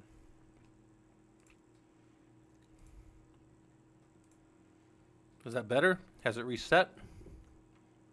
Yeah, it's better. It's reset. Pull up my things that we're looking at here,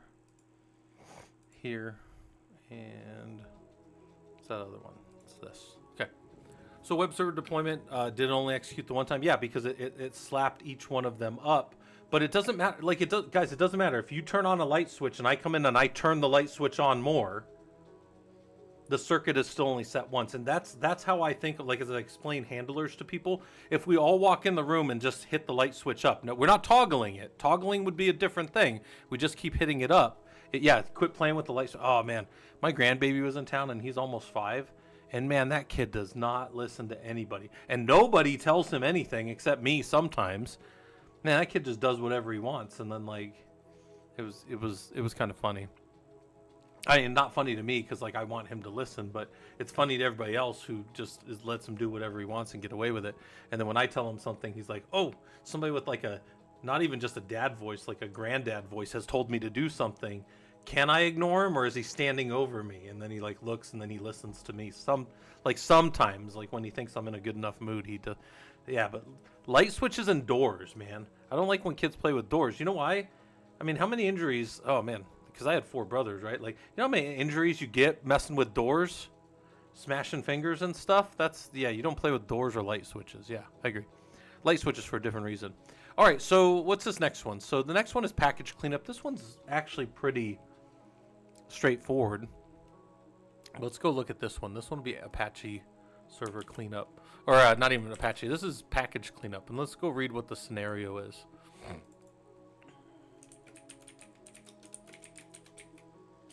Ansible can do a lot of useful things for you with packages. Let me back up here and see how we're doing compared to the whole list. Yeah. All right, so package cleanup. And then let's make this a little bigger. Do you guys need this one? There you go. And there you go. And then this one's called package cleanup. And the first question, if is up here, but we won't read those yet.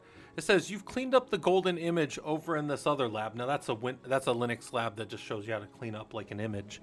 Now your team has to deploy that change to all the active systems. So now you've got two things, I believe, if I recall correctly, that have to happen. We need to remove packages from all of our different servers for, I think one is for just unuse and one is like a security violation, something like that.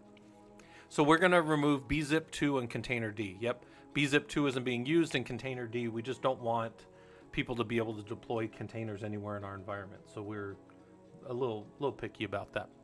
So let's go look at our solution here. We'll look at our root host file. We're back to our base file. We don't have any of the added variables. And then our remove packages is doing a really simple thing. It's going to go to the servers, and it's going to remove all the packages from them, containerd and bzip. It's going to purge and remove them, and then it's going to do a thing called register. We don't do register very often. Removed_apps. Now up here I say, what does register removed_apps do to your playbook on the apt module? What it does is it pulls that, it takes all that information that happened and stores it as a variable that can be used and referenced later. So we can debug that if we want to, so we can uncomment that and debug it. Then it also says down here, verify that the packages were removed. So we go and we use a dpackage-l command to look for bzip and containerd in a loop. So that command has to run both times separately. And then it's going to fail when false, so it doesn't fail out the system. And then it's going to register verify apps, which is another variable now. So we've got removed apps and verify_apps. And then we can debug that if we wanted to. Okay. Then when we're done, we're going to report everything out to a file on our main machine. This comes from one of our other labs that shows how to report back to ourselves with a Jinja 2 template. Okay. So now we've reviewed all of that. Let's go look at our Jinja 2 real quick. And here is how the Jinja 2 is going to play out. It's going to tell us it did something at some date and time. Then it's going to look for unreachable systems. So of the two nodes in play, could I not get to either of them? Meaning the way it works is it looks at all the play hosts that started at the starting line, and it compares them to the ones that are at the end. And if you started but you didn't make it to the end, I write your name here. That's how that loop logic works. Down here, we look through all the hosts that started, and we see if verify apps is defined. Verify apps would only be defined if we had made it down here. So if not, you fall out of the play, and I don't write your name because I already have you up here as a failure. Then we come down and we look in the host vars for the results, and if the package.rc is equal to 1, then that means that the package was removed, right? So then we loop over all of the verify apps to see if the package that we're looking at in each host was removed. Okay, that's what we're going to do. And we come down here and we just run the playbook, right? Let's watch the playbook work, right? A lot of this stuff comes from yesterday's session to kind of know what's going on if you're doing it with me. We're going to remove those two apps, bzip and containerd. It takes a little bit of time because they're running. Well, bzip's not running, but containerd is. We're going to stop that on these nodes, on these little test systems that we got.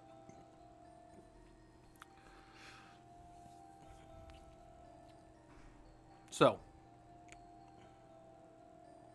Jinja's interesting, Haiku. It's a templating language that has some logic to it, and the logic allows you to do simple looping and repetitive tasks with normal for and conditions, and then also it allows you to do Python-esque filters. So I can put a variable inside of a Python a Jinja template. And while I'm looking at that variable, I can go, you know what? Go ahead and pipe, so filter, and give me the length of that. So the item is like 82 somethings long. It's 82 items or whatever. I can just get the length of an item as though it's the same thing. You have all these Python filters that are available. It's the same type of thing inside of Jinja. I use that in some of my other playbooks. Sometimes I show it to you guys when I want to know like how many things have run. I might even have it. Hold on. Let me check.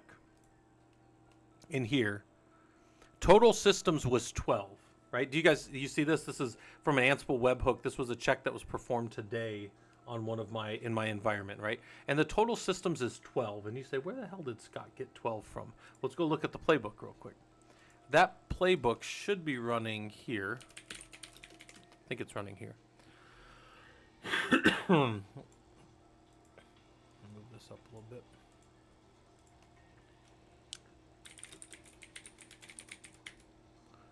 Is it this one? No. It's this one.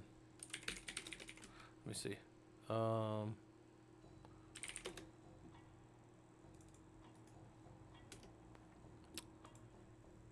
We got CD all the way down in there. Yeah. This is a long one that I wrote a while ago.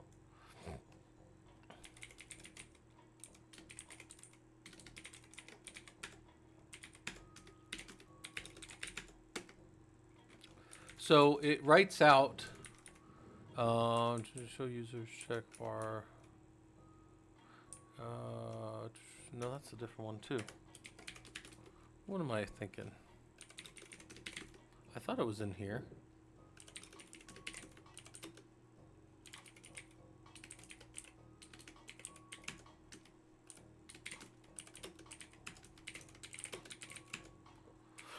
I think it's this one.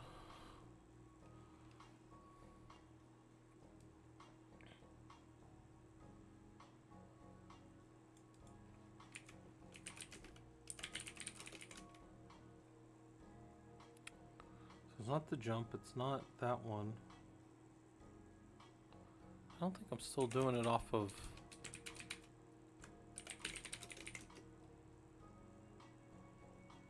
Oh, maybe I'm doing it out of over here. Yeah, okay, that is where I'm doing it. Alright, well, I guess... Let's go find it real quick. Yeah, here we go.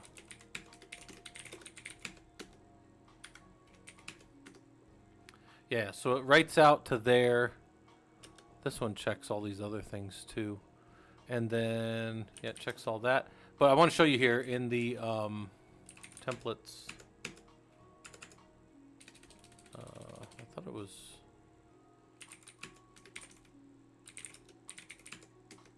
Right here.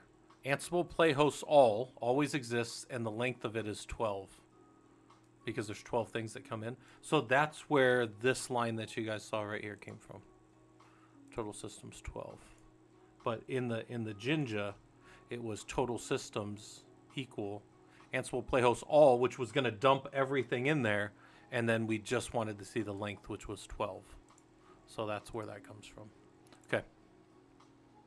So then I say, you keep going, and then you can look at the report and see what's going on in the report. And it sees that at this date and time, we had no unreachable system. So everything that we sent it at, this is very useful for like when you're reporting out to your, like, this comes in as a trouble ticket or like a work thing from your GRC inside of your ServiceNow or some other, however your work is tracked. You can show of the servers you told me to hit, none of them were unreachable. I got to all the servers, and I removed all of these packages from those servers. That's what was removed. bzip was an on-control plane. Maybe we had already removed it. I don't know. But container D was removed from both of them, right? And then there's our report. So look at you learning Ansible. You use Ansible to remove packages that were not security compliant in your organization. And look, bzip2 is fine, so is container D. But maybe for certain postures and certain security reasons inside of a company, you may or may not use them. So, yeah, Jinja's a super powerful thing, Haiku. And if you're an Ansible player, your templates, there's two really powerful reasons, and I gave them yesterday when we did the labs. Either I want to stamp things on a server as the state of the server as I did something, or what we just used there, I want to pull a report back from a bunch of servers and only show me things that are problematic. I normally only want to see things that are down. Yesterday, for people that weren't here, for 3 days I had the Hammer 1 and 2 servers down because I just didn't check this like I should have. But then yesterday when we saw them, we were like, oh, let's go fix them. We just turned them on. Somebody just done like a shutdown-h now. They are stateless nodes, so they come up clean. And then this morning when our stuff ran, all of our nodes were able to get into. And our reboot report is busted because it's doing it's doing a Loki check, and I need to get Loki fixed. It's not Loki problem, it's my logic. But anyways, package cleanup. What does the register removed apps do? It grabs those values and keeps them. Could we debug it? Absolutely. When you remove the package and verify apps, why is it relevant that the return code is == 1? Well, because that's what you'll see if, that's what you'll see if you did a depackage to look for package and it wasn't there. You'll get a return code of 1 because that means grep didn't leave correctly. Can you change the message to be package name is not present? Sure. Can you change the logic to find anything where the RC isn't equal to 0? Yeah, so you can just change that logic around in there. All right. This next one is deploying an NFS server. So we'll do, did I not write anything for that? It was just register saves a variable from an action so that you can make decisions or report out on the state of the outcome of the action later. Yeah, you can make decisions or report on the outcome of the action later. So you can, kind of see what's going on. And then could you modify,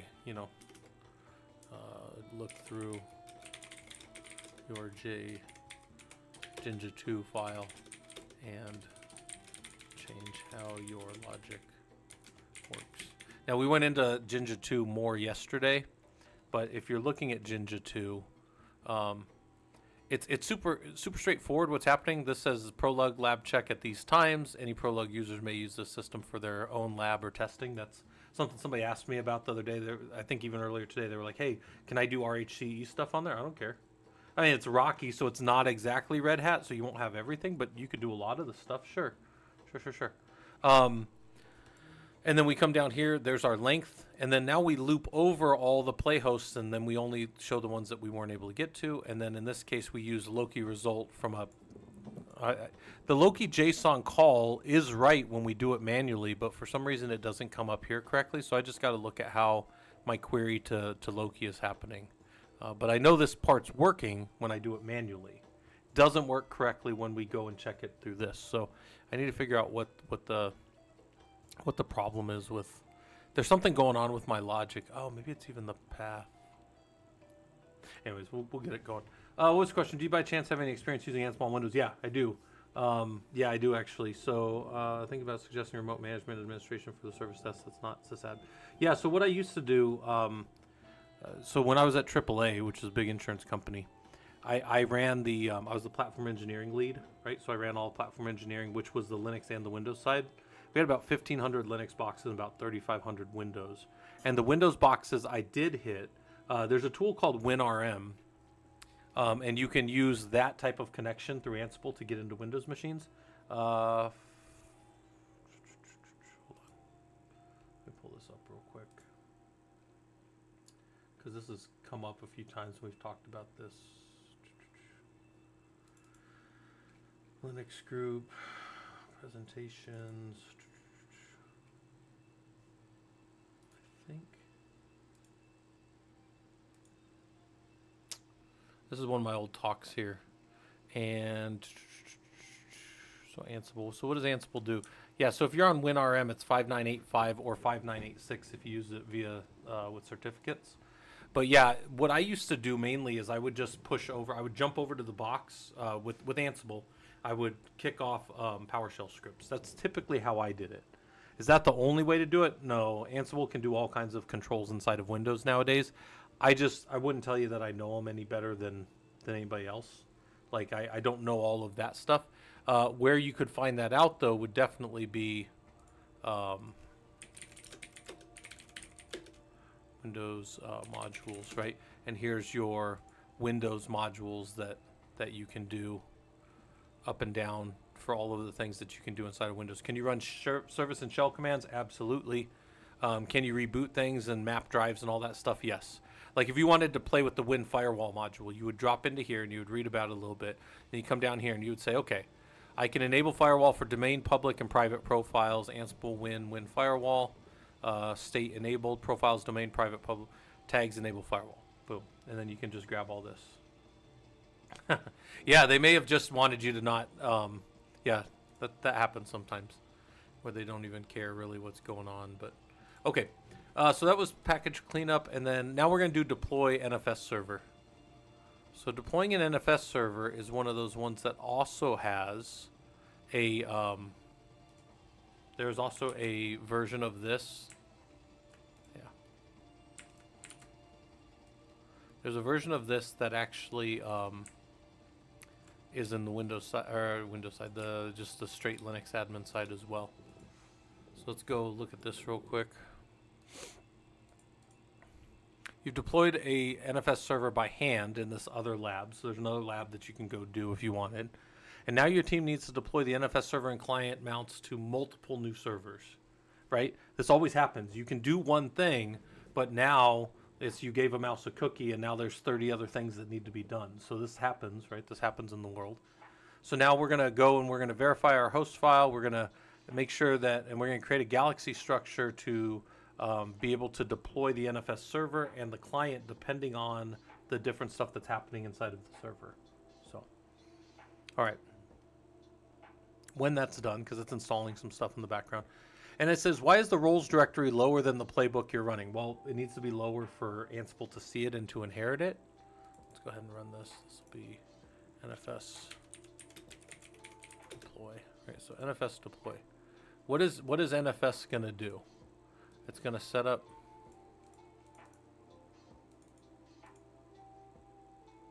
Let me see. Can I not see? Yeah.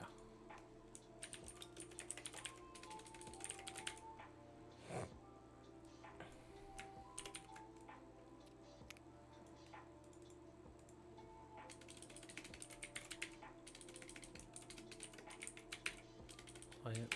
So we need to add some software. This thing needs down here.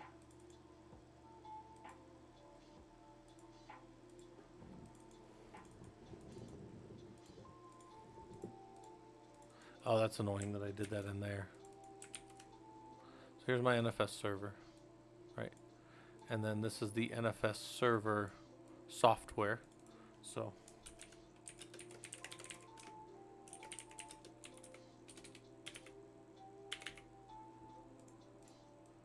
NFS server port 2049. And that server is going to be sharing out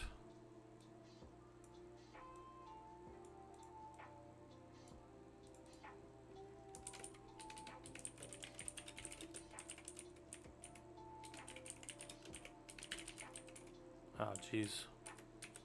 Didn't mean to do that.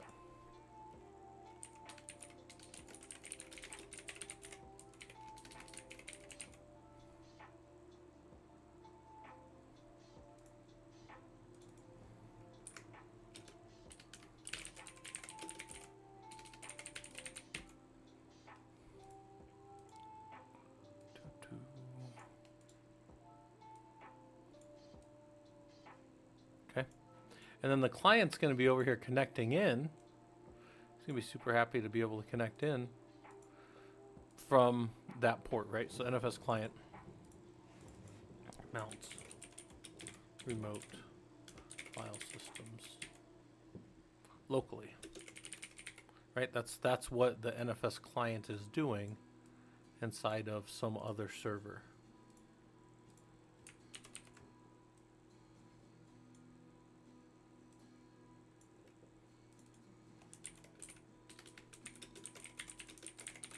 This is just some client server, right? Any server out on the network just has an NFS client on it, can connect to it. So that's kind of what we're doing right now in this lab. Oops. Let's go ahead and make that a little bigger. Okay, you guys can read that. We don't need that. Make dir root Ansible roles, and then down in here, we're going to generate an NFS server and an NFS client Ansible Galaxy. Now those will have inside of them, if I just ls-l, they will have inside of them these directories structures that are needed for an Ansible inheritable role. But really the only thing that needs to be in there is a task. If you have tasks and then the main.yaml underneath it, you're fine. You're going to be able to run whatever you need. Like you said, My first Samba shared drive was a complete disaster. Maybe NFS is better for my needs. It depends. NFS tends to be read from things. If you need help, I run Samba in my home lab. So if you ever need any setup with that, Hostbox runs.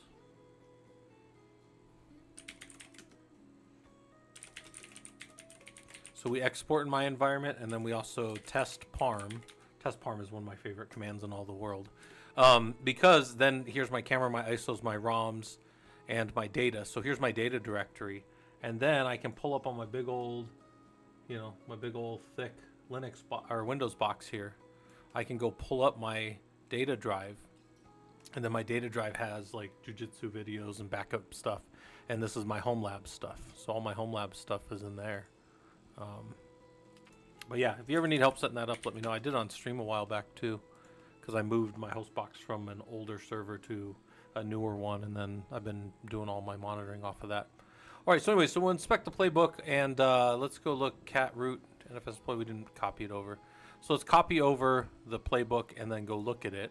And it's going to do two things in our lab. It's going to either do the role for the NFS server when the type equals server, and then if it's a client, it's going to get client.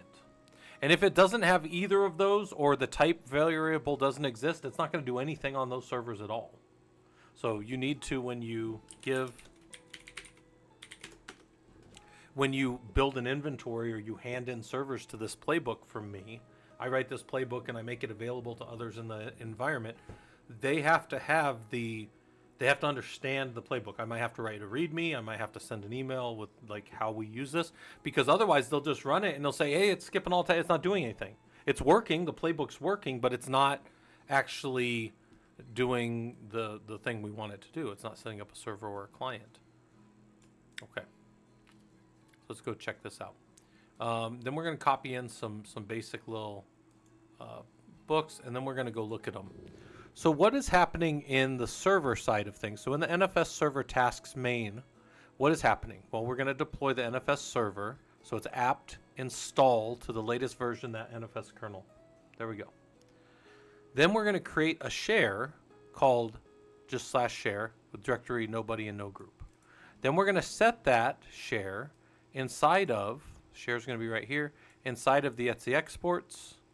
And then we're going to notify a handler for restart NFS. Now that handler is somewhere else. It's not in this playbook. It's not in this task right here. It is in the inheritable role in a minute here when we put it there. Then on the client side, the client, here's the handler. And the handler just says restart the NFS server. So if you make a change in any of these areas, specifically this last one, if you make an export change, notify and restart the NFS server. Okay. Then we're going to go look at this other one, so that's the same thing. And then let's run it. We don't even have the other role. We don't even have the client side put in there yet. And it doesn't matter, because it's not going to work. Happy New Year. Yeah, thanks for that. I appreciate that. Dev, hopefully this stuff's useful to you. We are deploying an NFS server right now. It kind of looks like what's up on the right side. Although our Ansible playbook right now is only doing the left part of this.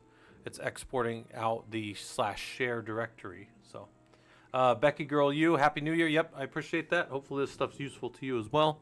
We're building that, creating all those things, and then we restarted the NFS server. Now, if I run this again, I'm going to run it again. It's not going to need to do any of those things, and the handler will not run. You won't see the handler restart the service, because if it doesn't need to set up the Etsy exports, which it doesn't need to, it's correct, it doesn't run that next part. Here it did have to set that up, and then there was a notify to the handler. I really have to emphasize that because that's one of the really powerful things in Ansible here, where we don't have to do things again if the system is set up the way that we want. So, all right. So now if we go over there and look at the node 01, the host name and the show mount, it is exporting the shared directory like we did in the lab. We didn't physically do the lab here today, but I referenced the lab and you guys can go if you wanted to. So now we've got to set up the NFS client side of things. So we're going to install an NFS client and then mount the shared directory, and then we're going to write or copy over this file. All right, so we're going to copy that file over so we can see it. We're going to go look at it, and what's it going to do? It's going to install NFS Common, and then it's going to use this mount module that we haven't used in any of the labs before. And the mount is going to be mount locally. The source is going to be node 01. That has to be a resolvable name for your system, probably in this case in the etc host file, /share, NFS, and mounted. This will write an entry in our etcfs tab. This will be persistent. Looks so smart that my brain isn't brain. Don't worry about that. Becky, we're just working on getting stuff set up. This is like, we're about 6 hours into something from yesterday. So this is something that has built slowly. So if you want to watch the original stuff, and then what we're doing, and I know I'm kind of moving through it quickly, but I'm showing people who are doing Linux administration or want to get into doing Linux administration how to use a very specific tool to do their tasks faster and better. That's all I'm doing. Then all the other stuff is just, this is just notes up here. This is just notes over here that we're drawing. That's all it is. There's other things going on over here when we loop through them, but we're not doing any of that stuff right now. None of this stuff matters right now. We're just over here. The thing in the top above me, that little thing up there, that's my wife's little sand art thing, and that thing is just drawing its heart out. It's like, go little rock star. In fact, I think it's done with the thing, so it's zeroing it again. So I didn't even watch it run that, but it's been building that like pretty much the whole time. Okay. So let's keep going. Let's copy in. So that's all copied in place. Now let's rerun the playbook, and now it's going to set up the NFS side on the client. Now you're going to watch it skip or say okay for all the first part because it doesn't have to deploy the server anymore. But now it's going to do the client side.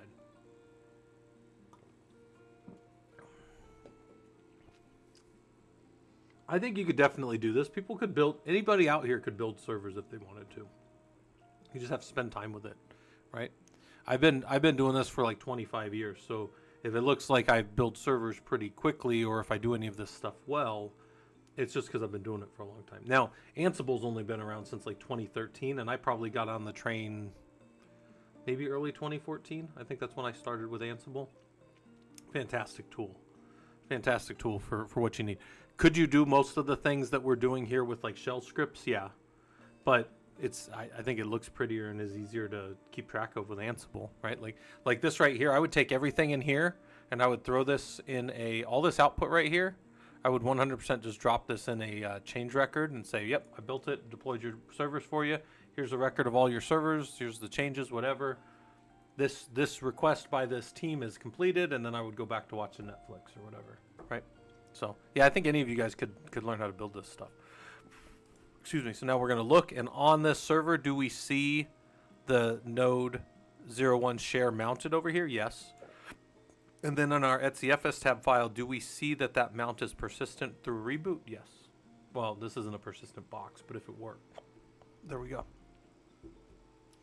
There we go. All the things for the NFS server right there. By the way, all the notes that I have for this, not these drawings, but the notes that I generically have for this and this are all up in the Discord. So if anybody needs those, they're here in the Discord under, they're under presentations. And then here's the Socratic method for Ansible back on 3/5 of 2024. But there's very little things because only certain people can talk in here. So there's not really a lot of chatter in this. This is mostly presentations people have given to our group over the years. We have a lot of speakers come in. All of our speakers, anybody that comes and talks to our group is always free for you guys. I sometimes pay them like $50 to come talk to you guys, but that's just like a speaker's fee for my guys. So, but we had a lot of like professionals from the industry come and talk to you guys in the Discord over the years. So, all right, what's our last one? Oh, this last one. This one is one of my favorites. This one is this one's funny because this one's like, I joke around about it, but it is true. So generating a CSV report, like feeding management. Management can only be fed like a little child with a little applesauce on a spoon, and you got to go, ooh, here comes the airplane, and then they like fight it, and then you like get them to eat their applesauce.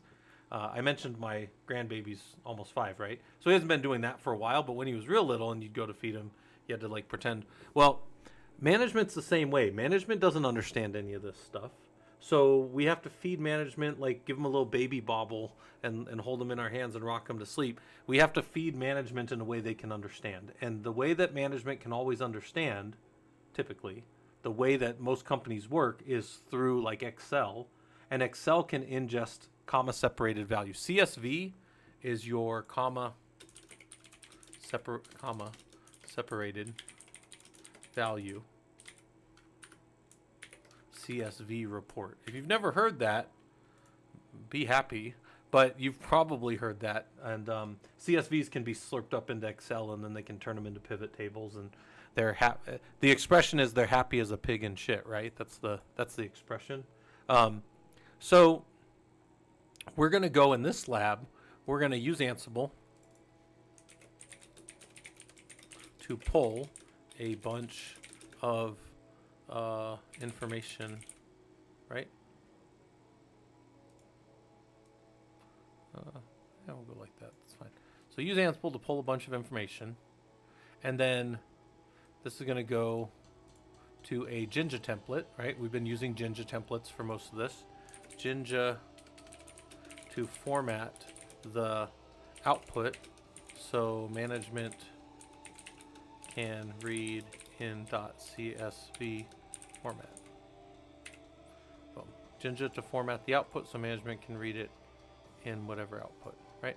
That's what we're doing. That's like the whole lab. Nothing super sneaky here. Nothing tricky. I'm not trying to trick you. There's nothing. I don't even have sleeves on, so I can't have anything up my sleeves, right? So let's do this lab real quick. So we're gonna bounce out of. Did this one have anything else? No. Look at you learning Ansible. You deployed an NFS server and a client via playbook. Saves you some time. Lets you watch more Netflix. Okay. So we're gonna drop down. We're gonna do the CSV one, guys. This one's born of like real. The generating a CSV report. This is born of real stuff that I've had to do as an engineer over the years. This is legitimately like, this is almost word for word what happened to me in a real environment. Management has requested that you provide information about all the systems in your high-performance compute cluster and give it to them in a format that they can digest via Excel. That's it. You have decided to build an Ansible playbook that can report out in a CSV format and make them happy. Because you know later, again, if you give a mouse a cookie, they're going to ask for something else, or they're going to need more or whatever. And now if we have a playbook, we can just pull the report out over and over again. Why report? So in this case, this actually happened to me. We had every 6 months they were getting a new drop of high performance compute stuff. And so sometimes within 2 drops of the same year, the hardware would be very similar. But the next year, the architecture could potentially change from the vendor. So we had like 12 different drops over the course of before I ever got to the system. And the documentation wasn't there for some of this information. So I'm actually going to show you what I had to pull. This is the exact same. We're doing the same thing in this lab that I had to pull for a company. So we're going to verify that our root playbook exists, and then we're going to make this data gather. So we're going to make root playbook roles. We're going to go into a galaxy for root playbook roles and make data gather. And then we're going to gather these things that we need. So let's let that come up. Make those a little bigger so you guys can see it. And we're going to cat root hosts, and we've got basically just control plane and node 01 with some variables. And we're going to go make roles and reports in there. And then we're going to CD down into roles, and we're going to make the data gather galaxy, right? And when you look at it again, you'll see that it made all of these things. We really only need, in this case, a task and a template, and the template is going to be a J2 template for the report output, okay? We're going to copy in the data gather, which is going to be up here. We'll stay here for a second. And now we can cat the data gather, and it's just going to inherit that role. That's all it's doing. And then we're going to copy in the answers main to the right root playbook, and then we're going to go look at it. And we're going to see that it's going to go, and this is what we're trying to do here. What files, what information are we going to gather? And show it via CSV format. So we needed the server name, we needed the server make, and the server model. Those can all be gathered by fax in your server. Then we needed 2 other things. We needed the processor type and the socket, the number of sockets, right? So to gather the processor and the socket, I couldn't use simple fax. I had to go run a command to gather them. And then I registered those variables as proc type and socket. So server name, make, model come from fax. Proc type and socket come from some commands that we ran and registered the variables out. These are things you guys have seen me do in all of these other labs. It's just now, it's like now we're pulling up our big boy pants and going, right? We're doing the thing. And then if we wanted to, we could debug all the variables out, but I don't care to really debug them. So only at verbosity of 2 will I debug and show all the variables so I can see them. Does that make sense? Okay. Then we're going to run this template. So the template's going to do a lot of work here. Right? The template's going to do a lot of work here. So we're going to look at this template here. And it's going to pop out, and it's only going to run on the local host. So let's go look at the template here. So here's our data gather template, and let's look at our template. And that template is busy. That is a busy boy. So let's clear the screen up. Let's go look at it again. And it is messy. And you're going to say, God, Scott, that looks messy. It has to be messy because it's a template, and we have to put these things in a comma separated value. So watch this real quick. The first value is going to be the date, and the date is going to be inherited here as this first value before the comma. So again, this is like a header at the top. So date is these two values here, Ansible datetime.date. Some of you guys have seen that before, and Ansible datetime.time. You guys saw those in other labs we were doing, right? Then there's a comma. Now we're on node name. Node name is going to come from host vars host Ansible host name. So how does the host know itself? Ansible knows that in that variable Ansible underscore host name. The next one, server make. Who made the server? That's going to be this variable right here, Ansible underscore system underscore vendor. That's going to be the next value. Okay. What'd you say? Hot dog. Guys, you could use these and modify these any way you need, but I literally needed this about over 1,250 servers. I was embedded with this customer, and I was helping them do this type of work to get their system back. Basically, I was helping them sweep it all up and make it manageable because too much of the servers had drifted too far away. In fact, I'll tell you guys a story about that here in a little bit, but let's get this done first. Somebody remind me HPC story, right? And I'll remember server model. Server model is the next one after the make, and that's right here. Product name, so that's the model. And then there's a comma. And the next one is the processor type and the socket type. So those were those two variables that we had to make, which were the processor type and model, and then the socket number. Those were these last two values here, according to the CSV, right? And all we do is loop over the hosts and then dump that out for each of the nodes. That's all we're doing. There's going to be two nodes. They're going to be dropped out as a CSV, and then we can actually download the CSV and look at it on our system if we want to. But it'll be pretty easy to see when we actually run it. Okay. So that's what's happening. Let's watch it happen. So now we have the role correct and we have everything there. Let's run the playbook and see if it works. If it runs, how do we debug the output? So we run it, and it's going to go and gather a bunch of information. And then it says, okay, debug everything. You didn't tell me to debug everything, so I'm not. And then everything's over in the deploy template. So we're down in roles. Oops. We're down in roles. Go back one. What's this one doing? Yeah. So we're going to CD up and then go down into reports, right? Because that was the other one we have. And there's our one report so far. So let's do a more on that report. And there is our data, node name, server, make, model, process. So all this stuff across the top. And there's all the information about each of this server, this one server right here. Okay. And then the next one is right here. And it pops up like this.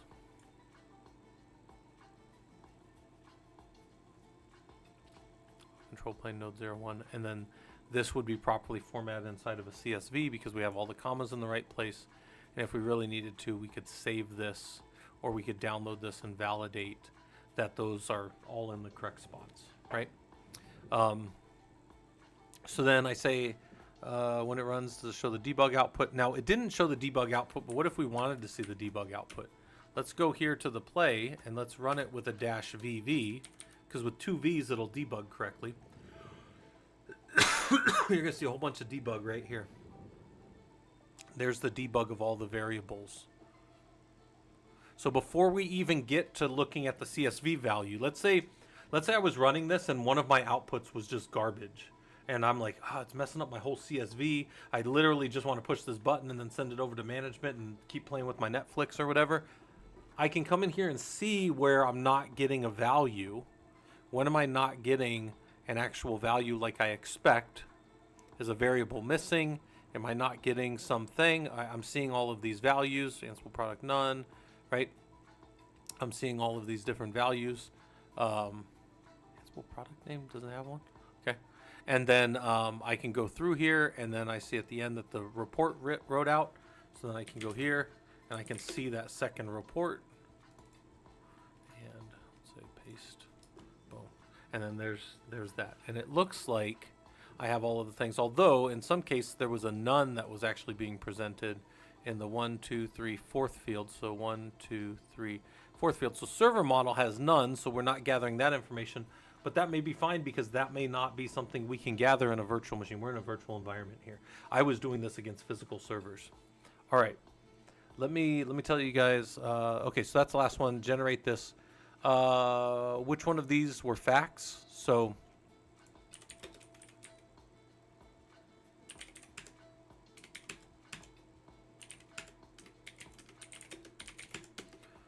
the facts came from the first three. So server name, server make, and server model were all Ansible facts. So when we did our setup or our gather facts, that's where those came from. And these came from commands that we had to figure out or write ourselves to filter down to what we wanted. So we used kind of these long shell commands to gather that information. There's probably other ways to do it, but this is the way we did it, right? And this was the way that I literally reported on 1,200 nodes with this.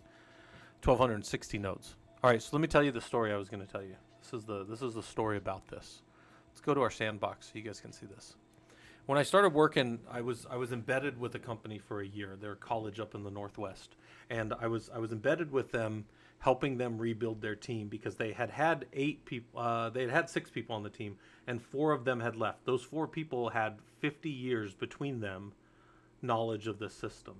The 2 people that were left were the manager, who was a very capable woman, but just didn't know the system that well, and another guy who had been on the system for 1 year and been using Linux for about 5.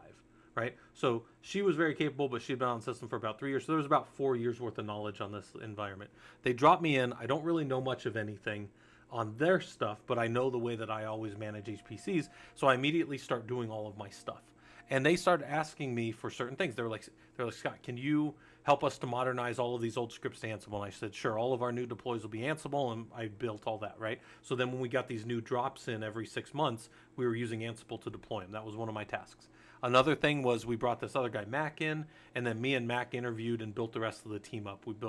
There was 8 people when I left, so we filled up all the rest of the people, like 5 other roles, and then after my year of being embedded, I left. But one of the things they asked me was, they said, hey, Scott, we don't have... Oh, sorry, that's why I built that, by the way, was for this team of like 1,250. That wasn't the story I was going to tell you, though. The story I was going to tell you was I wrote something that did this every morning. It did just this, like goes and checks all the nodes in our cluster that we knew of, and just checked to see how many were up, how many were down. And when I started there, we had a sister team, and the sister team was like, they were kind of like the ones that helped all the researchers and stuff, and we were like the underlying infrastructure team, right? So this and this. And I said 1,260 nodes, right? Well, I just need to start out by telling you then, 120 of those nodes never went active. They were never active from the time they had been deployed in past deployments.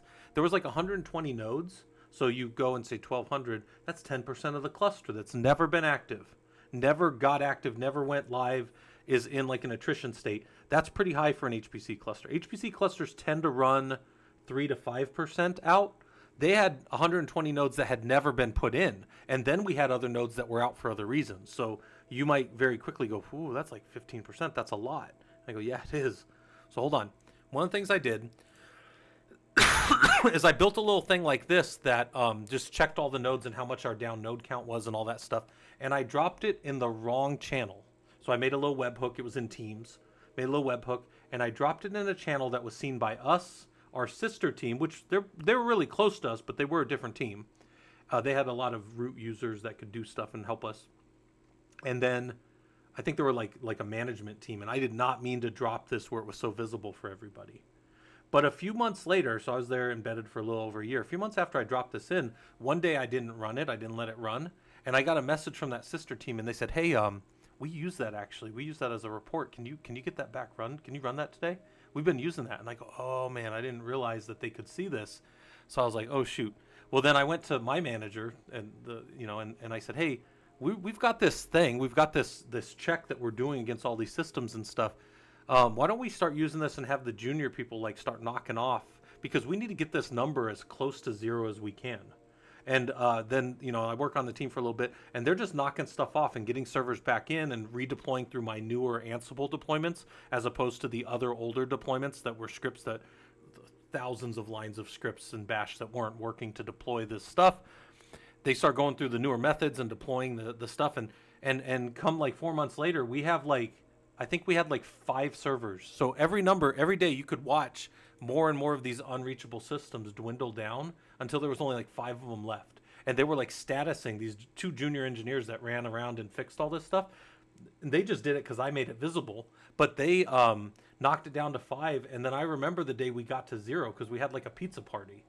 We got all of those nodes. So we had, again, 120, it was 1260 node cluster with 120 nodes that were permanently always out, and then this other rate. So our attrition in the system, our down nodes, which was a sixth of our freaking cluster, went down to somewhere around, we probably had less than 3% of our nodes out of our cluster after that. After that 6 months of doing that. It was one of the best things I did in that little engagement that I did. And literally all I didn't do anything myself. I just did this. I just made it visible every day. Again, this should have made me fix my Hammer servers right away, but I just made it visible every day with something like that. Now that's a little different because the playbook we were just doing was a CSV, but this is another question that somebody asked me, which was, could you pull out a bunch of this stuff from this Frankenstein's monster of thing that we've built this HPC cluster into? And I said, yeah, I can do that. I can go get you everything I know about all the servers, and that's what I did. Was these little things. Gave it to them. Modified it when they needed other information, and just fed out all the information to the management. So again, I want to duck and weave and stay out. I don't want to get hammered by management. That severely bites into my Netflix time, right? And I want my Netflix and Hulu and snacky time and nap time and stuff. So if I'm always fixing shit because I can't get my stuff automated, that's no good. Traffic King said, question, were those nodes actually? Yeah, every node in that 1,200 and something nodes were physical. They did not do any virtual in that cluster. I take that back. We had some tests that were going on where we were bringing in some virtualization pieces, but those, every single one of those were physical hardware nodes. Yes, Traffic King. So hopefully that's good. These nodes here are virtual, so they're giving weird in the server model facts. They're giving a none, but we actually saw that in the debug, so that's actually kind of cool. We saw the none right here, right? So in the product name was none. So item was Ansible product name. Ansible product name. Yeah, that's where we were getting, I think, server facts from. I could show you.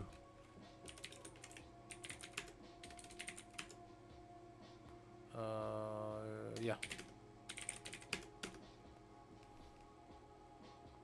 Product name. Host name, system vendor, and product name. Yeah, so product name is the one that's coming back as none, right? Where's it at? Ansible product name none. Yeah, so that's coming down here in the template. Ansible product name is right before the product. I think that was the server model that was then doing that. Yeah, because then the other two are there. Yeah, so product name was server model. Yeah, so server model's none if you're in a virtual environment, at least in this virtual environment. So, all right. And then we say, can you inherit roles? Can you inherit 2 roles inside of a playbook? Yeah, we could do that. You just...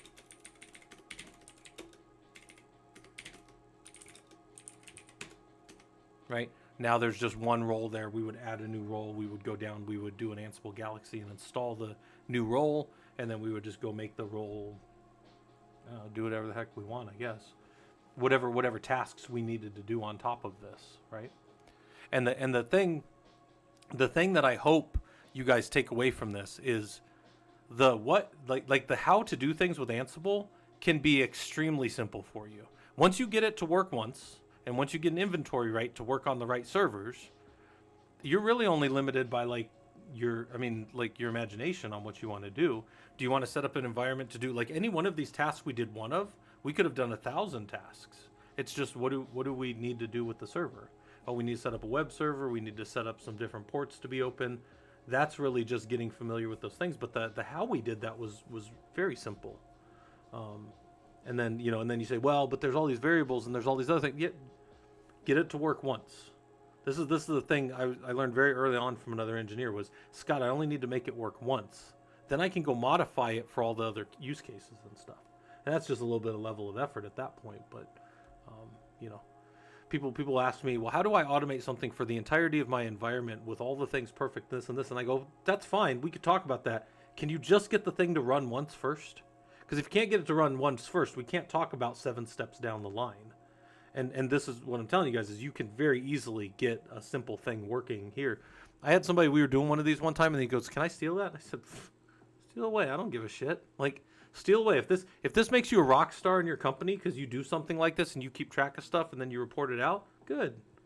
We need more rock stars out there. We need more of you guys going and taking code. You guys ever seen the little image where it's like, one designer says, no, your thing looks a little like mine, and then the other one cries, and then the one is like, hey bro, I stole your code, and he's like, my code was stolen when I got it, or it wasn't my code, bro, right? Like that kind of thing. I did write this stuff, but it's like the execution of what I did is no more difficult than anything you could probably ask an AI nowadays to build half the stuff I built over the years, and it would probably do it nearly as good as me. Or better than me in some cases, because it knows much more than my simple ways of doing things. So, what the hell is this? I'm getting messages. This is the first. Nobody should be messaging me today. Okay, so we'll go ahead and call this here. We'll say that these two days that we worked on this stuff was a heavy amount of Ansible. We used what's called the Socratic method to walk through everything. So learning Ansible through the Socratic method, but really we just asked questions and do we understand things, and did some lab reflection and stuff. And then I just kind of drew up as we went, like what we were doing as we walked through the different parts of the environment, right?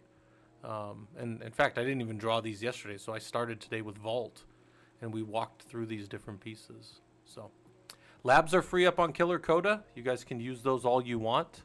I said a workflow that reacts to cybersecurity issues. Well, we typically lock things down to start, and then we monitor and kind of maintain things like that. So as far as like cybersecurity stuff, we do. So there is a thing that deals with cybersecurity issues like that. What we call, people tend to call them a SOAR, which is, so it's SIEM and SOAR. SIEM is security information event monitoring, and SOAR is security orchestration and remediation. So within SOAR, we would have templates, or in this case, like playbooks and stuff, and they would be things that can run in response to things. Yeah, so one of my web servers is getting hammered. We can maybe lock the web server down so that it doesn't behave in a certain way, or we can move that web server behind a, there's all kinds of automated things that we can do. And we can even have systems automate that kind of stuff if we trust well enough, and if our SRE team is good enough to test that kind of stuff for us, typically. But yeah, you can have, there are workflows that can react to cybersecurity stuff. What I tend to do is I show people how to build stuff early, build stuff into like a hardened image and a hardened system. That's over in this course here, which is our Securing Linux. We got a security engineering course on Linux, free, down in our Discord. And this one teaches you how to build and build them to a compliance standard and lock them down at first, and then deal with whatever happens to them later by looking at logging and stuff. Giannis said, you're a beginner. What's the best website to learn to code? We have, there's a lot of recommendations that guys give in the Discord. I'm not strictly speaking a coder, but there's a bunch of stuff up in the programming chat. We have a lot of programmers in our environment. I think most of these guys will probably tell you Leak Code is a good one for practicing your harder stuff. There are what are some of those other environments? There's some people that have some of that other stuff. Hey Fisherman, how's it going? Happy New Year. Happy New Year. It looks like you had some bits to blow, so you wasted them here, so that's always good. Free Code Camp. I tell people W3 schools, like if you want to like figure out how to like get a basic little interaction between like a web page and like a backend database, even if it's, I think it's PHP and Python they show on there, but W3 schools will show you how to do that. Now, somebody might say, Scott, that's not a modern method because it's not using Angular and this and this. And I'm like, it's probably not, but it would show you the basics. I'm not, guys, I'm by no means a front-end web dev, but if you ask that in the programming chat, I bet you a lot of the guys would give you like a pretty good thing. I'm more of a guy, I build the stuff underneath. Like I push all the ships out into the night, and then people build their applications and their software and their web stuff on top of what I build. I'm truly what like most people would call like a platform engineer, a systems engineer, you know, low level Linux and high performance compute types. So those I have so many hats that I wear that I don't even know. But basically, I'm a problem solver, and I go read docs and get stuff working. That's what I do. And then repetitively deploying things is one of the things that I've kind of made my job. So Outcast had saying, yeah, definitely W3 schools. I've been referencing W3 schools for probably over 20 years. I think that's a great site for just, you don't know exactly how something works, or if somebody said, Scott, how much database do you have? I say, well, I've done database in college and stuff, like in a lab environment, but most of my database knowledge, like SQL queries and stuff, comes from W3 schools. If we're being honest, it's like 85% of what I know. And I am not a deep SQL guy. You ask me anything more than a few inner and outer joins, and I'd be like, I'm backing out. Give it to one of those guys that likes that stuff more than me. Could I do it? Maybe. Would I enjoy it? I'd be like, I'd just be making faces all day and not enjoying my life. Well, Fisherman knows what channel I have up. All right, so guys, there's all kinds of stuff going on in the Discord. We're almost at we're almost at like 4,500 people. So I remember when we only had, well, I remember when we had one, it was me. And then I remember when we, you know, like most of my friends were at like 60 maybe, people that did Linux with me all the time. And then we've just kind of kept getting better. But our goal down there in the Linux world, in the ProLug labs, are to make you guys do this stuff professionally, get you guys into, you know, the basic skills to do this. We have a Linux admin course that looks like this. It's free. That one's actually going to start up, I think we're going to start that in February. Again, I got to look. And then the guys have been talking about either doing a 4 or a 6 or a 12-week version of it. It's 16 weeks by default. It's a long course. We might shorten it a little bit. Those are the tasks. And then the security engineering course we just finished up. And this one, I think, went pretty well this time. And then we're in the middle of an automation course right now, which I got to clean up before Saturday. So I'll get the last of that stuff organized. All right. Pluralsight, get a free month by signing up. Yeah, Pluralsight's good. If you can get on CodeCloud, too. CodeCloud's not a bad one. Although CodeCloud is more like infrastructure, Kubernetes. There's probably a little bit of programming stuff up there, but yeah. But yeah, I mean, the goal of our group and the stated goal of me going online here and talking with you guys is to get you guys doing Linux professionally if you want to. So to that end, you know, me and Fisherman and all the other guys that are like very involved with the server do that. Hey, Fisherman, there was a question. Somebody asked something about a bot a little while ago. Let me see if I can find it. Hold on. They said, could we have the bot do...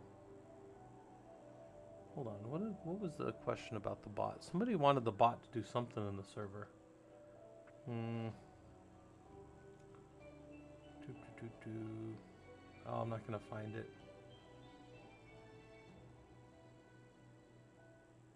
Somebody mentioned something about a bot doing something, or I must have missed it. I don't know where it is. It's so far back. Yeah, I don't know what it was, Fisherman, but we'll if it's important, they'll drop it in the Discord. But yeah, I had said something like, I was like, that is kind of an interesting thing that maybe Fisherman... Oh, I remember what it was. Somebody had asked, could we just have like an Ansible challenge dropped in like daily or something? And I'm like, I could probably just write that. But actually, I could write that. Now that I think about it, I could just drop stuff in there. But I said, yeah, I'd talk to Fisherman about it. But maybe I'll just write that and drop it in the Ansible channel. And then if people want to challenge themselves and do like little Ansible, some of these same things that we were doing here, where we were asking things, then people could just drop. Maybe I could just write up some little challenges and then just drop them in over the course of like a month or something. That'd be kind of fun. I don't know. Maybe we'll do that as like a challenge for the new year for people. Well, it is the first, huh? So I guess I'd have to get working on that.